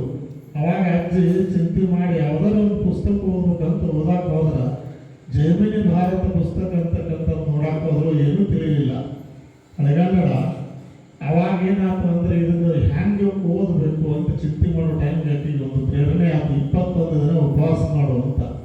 21 ದಿನ ಹೆಂಗೆ ಉಪವಾಸ ಮಾಡ್ರಿ ಅಂದ್ರೆ ಶೇಂಗಾ ಸೊಟ್ಟಿ ಪುಡಿ ಮಾಡಿದ್ರಿ, ಶೇಂಗಾ ಕಾಳು ಅಲ್ರಿ ಮತ್ತು ಒಳಗಿನ ಮ್ಯಾಗಿನ ಸೊಟ್ಟಿ ಪುಡಿ ಮಾಡಿ 21 ಹಪ್ಪಳ ಮಾಡಿಟ್ಟು ದಿವಸಕ್ಕೆ ಒಂದೊಂದು ತಿಂತಿದ್ದೇವೆ. ದಿವಸಕ್ಕೆ ಒಂದು ತಿಂದು ಅದರ ಮೇಲೆ ಇರೋದು. 21 ದಿನ ಮುಗಿದ ನಂತರ 21ನೇ ದಿನಕ್ಕೆ ದರ್ಶನ ಕೊಟ್ಟವರು ಯಾರಂದ್ರೆ ಮೋಹನ್ ಮಲ್ಲಿಕಾರ್ಜುನ ಅಪ್ಪವ್ರಿಗೆ ದರ್ಶನ ಆಗಿದೆ. ಬಂದು ತಲೆ ಮೇಲೆ ಹೊರಗ ಹಸ್ತವಿಟ್ರೆ ಆಕೆ ಸಾಲೆ ಎಂಟಾಗಿತ್ತಂದ್ರೆ ದೊಡ್ಡ ನಿಂತೇರಿ ಒಣ್ಣೆತ್ತೆ ಅಲ್ಲ. ಈಗ ಅಂದ್ರಿಲ್ಲ UKG lower KG upper KG ಹಾಕಿದ್ರೆ ಆಗಿನ ಕಾಲದಾಗ ಅಪ್ಪರ್ KG ಆದಂಗ ದೊಡ್ಡಬಿನ್ನಂತೆ ಸಾಲಾಗಿತ್ತು. ಹಳೆಗನ್ನಡ ಸಂಸ್ಕೃತ ಜೈಮಿನಿ ಭಾರತವನ್ನೆಲ್ಲ ನಿರರ್ಗಳವಾಗಿ ಓದ್ತಿದ್ರು. ಯಾವಾಗ ಹಸ್ತವಿಟ್ಟರು ಕೈಯಾಗ ಆ ಜೈಮಿನಿ ಭಾರತ ತಗೊಂಡ್ರೆ ನಿರರ್ಗಳವಾಗಿ ಓದಾಕ ಬರಕತ್ತಂದ್ರು. ಆ ನಂತರ ಬಹಳಷ್ಟು ವರ್ಷದ ನಂತರ ಇಲ್ಲಿ ಯಾರು ಅಂದ್ರೆ ಸಿದ್ನಾಳವರು ಸಿಪ್ಪನ್ ಅಂತ ಬರ್ತಾರೆ, ಇನ್ನೊಬ್ರು ಇಲ್ಲಿ ಕುಂದಾರ ಸುರೇಶ್ ಅಂತ ಅವರು ಅಕ್ಕ ತಂಗಿ ಮನೆಗೆ ಬಂದಾಗ ಅಜ್ಜಾರ ಅನುಷ್ಠಾನ ಕುಂದಾಗ ಬಂದು ನೋಡಿದಾಗ ಅಮಾವಾಸ್ಯ ಮುಖ ತೋರಿಸಿದ್ರು. ಅವಾಗ ನೆನಪಾಗತ್ತೆ ಬಾಗಲಕೋಟೆಯೊಳಗೆ 21 ದಿನ ಉಪವಾಸ ಮಾಡಿದಾಗ ಬಂದು ನಮ್ಮ ತಲೆ ಮೇಲೆ ವರದ ಹಸ್ತ ಇಟ್ಟವ ಇವಾಗ ಖಾತ್ರಿ ಆದ್ಮೇಲೆ ಮನೆ ಬಿಟ್ಟು ನಟರಾಗ ಉಳಿದು ಅವರನ್ನ ಪಡೆದ ಮಗನನ್ನಾಗಿ ಸ್ವೀಕಾರ ಮಾಡಿ ತನ್ನ ಏನು ಪೆನ್ಷನ್ ಬರ್ತಿತ್ತು ಎಲ್ಲವನ್ನೂ ದಾಸೋಹಕ್ಕೆ ಸಮರ್ಪಣೆ ಮಾಡಿ ಈ ಮಠದೊಳಗಡೆ ಇಂದು ಸೇವೆ ಮಾಡಿ ಅವ್ರದ್ದು ಇಲ್ಲೇ ಲಿಂಗೈಕ್ಯ ಆದವು. ಕೊನೆಗೆ ಏನಾಗಿತ್ತು ಅಂದ್ರೆ ಹಾಗೆ ಲಿಂಗೈಕ್ಯ ಆದ ಸಂದರ್ಭದೊಳಗೆ ತೆರಿಕೊಂಡಾಗ ಎಲ್ಲಿ ಅಂದ್ರೆ ತಂಗಿ ಮನೆಗೆ ಹೋದಾಗ ಅಲ್ಲೇ ಎಲ್ಲಿ ರೋಡಿಯೊಳಗೆ ವಿ.ಐ. ಪಾಟೀಲ್ ಅಂತ ಹೇಳಿ MLA ಇದಾರ, ಅವರು ತಾಯಿ ಮತ್ತು ಇವರು ಅಕ್ಕ ತಂಗಿ ಅವ್ರ ಮನೆಯಾಗ ಒಂದಷ್ಟು ದಿನ ಹೋಗಿ ಓದಿದ್ರು. ಆಕೆ ಮಾಳೆ ಸಾಯ್ತಾನಂದ್ರೆ ಇವತ್ತಿನ ನಂತರ ಹೇಳಿ ಅಂತ ಈಶಾನ ಬಾಯಿಲಿ ನಾ ಇವತ್ತು ಮಠಕ್ಕೆ ಹೋಗಕ್ಕೆ ಅಂತೇಳಿ ಎಲ್ಲ ಗಂಟು ಕಟ್ಟಿಟ್ಟು ನನಗೆ 1 ಲಕ್ಷ ರೂಪಾಯಿ ಕೊಡೋ ಹೊತ್ತು ನಾ ಮಠಕ್ಕೆ ಅಂದ್ರು. ಮುಂಜಾನೆ ಹೋಗಕ್ಕೆ ತಡಿ ಅಂದ್ರೆ ಬೆಳಕೈದ್ರಾಗ ಆಕೆಗೆ ಕೋಮಾವಸ್ಥೆಗೆ ಹೋದ್ರು. ಅವ್ರು ದವಾಖಾನೆಗೆ ಹೋಗಿ ನೋಡಿದ್ರೆ ಏನಾಯ್ತು ಅಂದ್ರೆ ಅಮ್ಮ ಹೋಗ್ಯಾಳ ಅಂದ್ರೆ ಡಾಕ್ಟರು ಅವಾಗ ಆಕೆ ಸಮಾಧಿ ಮೊದಲ ಮಾಡಿದ್ರು, ಇಲ್ಲಿಗೆ ತಂದು ಸಮಾಧಿ ಮಾಡಬೇಕು ಅಂತೇಳಿ ಮಠದೊಳಗೆ ಕುಂಡ್ರಿಸಿ, ರಥದೊಳಗೆ ಕುಂಡ್ರಿಸಿ ಅಜ್ಜವರಕ್ಕೆ ಎಲ್ಲ ಅಲಂಕಾರ ಮಾಡಿ ತೆಳಗೆ ಇಳಿದು ಕೈ ಮುಗಿದ್ರಿ. ಕೈ ಮುಗಿದ ಕೂಡಲೇ ಕಣ್ಣು ತೆಗೆದ ಅಜ್ಜಿ, ಕಣ್ಣು ತೆಗೆದು ಕಣ್ಣು ಮುಚ್ಚಿದ್ರು. ಎಂತಹ ರೋಮಾಂಚ ಆಗ್ತದೆ. ಮತ್ತು ತೀರ್ಕೊಂಡ ಟೈಮ್ನೊಳಗೆ ಕೈ ಒಳಗೆ ಲಿಂಗ ಕೊಟ್ಟರೆ ಹಿಂಗೆ ಸತ್ತನ ಹೆಂಗೆ ಕೊಡೋದೈತಿ, ಕೈ ತೆಳಗೆ ಬೀಳೋದೈತೆ ಅದು. ಹಾಗಾಗಿ ಕುಂಡ್ರಿಸಿದಾಗ ಕಟ್ಟಿಗೆ ಹಚ್ಚಿದ್ದಿಲ್ಲ, ಮೆಟ್ಟಗೆ ಕೊಟ್ಟಿದ್ದೆವು. ಬೆಳಗಿನ 3 ಗಂಟೆಯಿಂದ 6 ತನಕ ಆಕೆ ಯೋಗ ಮತ್ತು ಪ್ರಾಣಾಯಾಮ ಮಾಡ್ತಿದ್ರು. ಅಜ್ಜವ್ರು ಹೆಂಗೆ ಹೇಳಿದ್ರು ಹಂಗೆ ನಡೀತಿದ್ರು. ಅಜ್ಜವರಿಂದನೇ ಕಾವ್ಯ ದೀಕ್ಷಾ ತಗೊಂಡಿದ್ರು. ಆಕೆ ಇತ್ತ ಮಗನನ್ನಾಗಿ ಸ್ವೀಕಾರ ಮಾಡಿದ್ದು, ಇತ್ತ ಗುರುವನ್ನಾಗಿ ಸ್ವೀಕಾರ ಮಾಡಿದ್ದು. ಹೀಗೆ ಆ ಒಂದು ಶಿವಯೋಗಿಯ ಹತ್ತಿರ ಹೇಗೆ ರೀತಿಯಾಗಿ ಪಡೆದ ತಾಯಿಗಳ ಸಂಬಂಧ ಹೆಂಗಿರ್ತದೆ ಅಂದ್ರೆ ಈ ರೀತಿ ಒಳಗೆ ಇರ್ತಾ ಇದೆ. ಆ ರೀತಿಯಲ್ಲಿ ನಾವು ನೀವುಗಳೆಲ್ಲ ಇಂದು ಏನಪ್ಪ ಅಂತಂದ್ರೆ ಮೌನ ಮಲ್ಲಿಕಾರ್ಜುನಪ್ಪಗಳವರಿಗೆ ಎಷ್ಟು ಜನರನ್ನು ಯಾರು ನೋಡಿ ಇವತ್ತು ಹಣಿ ತುಂಬ ಕುಂಕುಮ, ತಲೆ ತುಂಬ ಶರಗ ಹೊತ್ತುಕೊಂಡು ಯಾರ ತಾಯಿ ಬಂದು ಹೆಣ್ಮಗಳು ಬಂದರು ನೀನೇ ತಾಯಿ ಅಂತ ಅವ್ರ ಕೈ ತುಳಿದು ತಲೆ ಮೇಲೆ ಇಟ್ಟುವಂತಾರೆ. ಇದು ಶಿಶು ಭಾವ. ಆ ರೀತಿ ಒಳಗೆ ಅಂತಹ ಶಿವಯೋಗಿಗಳನ್ನ ಕೃಪಾಸನವಾದ ಸದಾಕಾಲ ನಮ್ಮ ನಿಮ್ಮೆಲ್ಲರ ಮೇಲೆ ಇರಲಿ ಅಂತ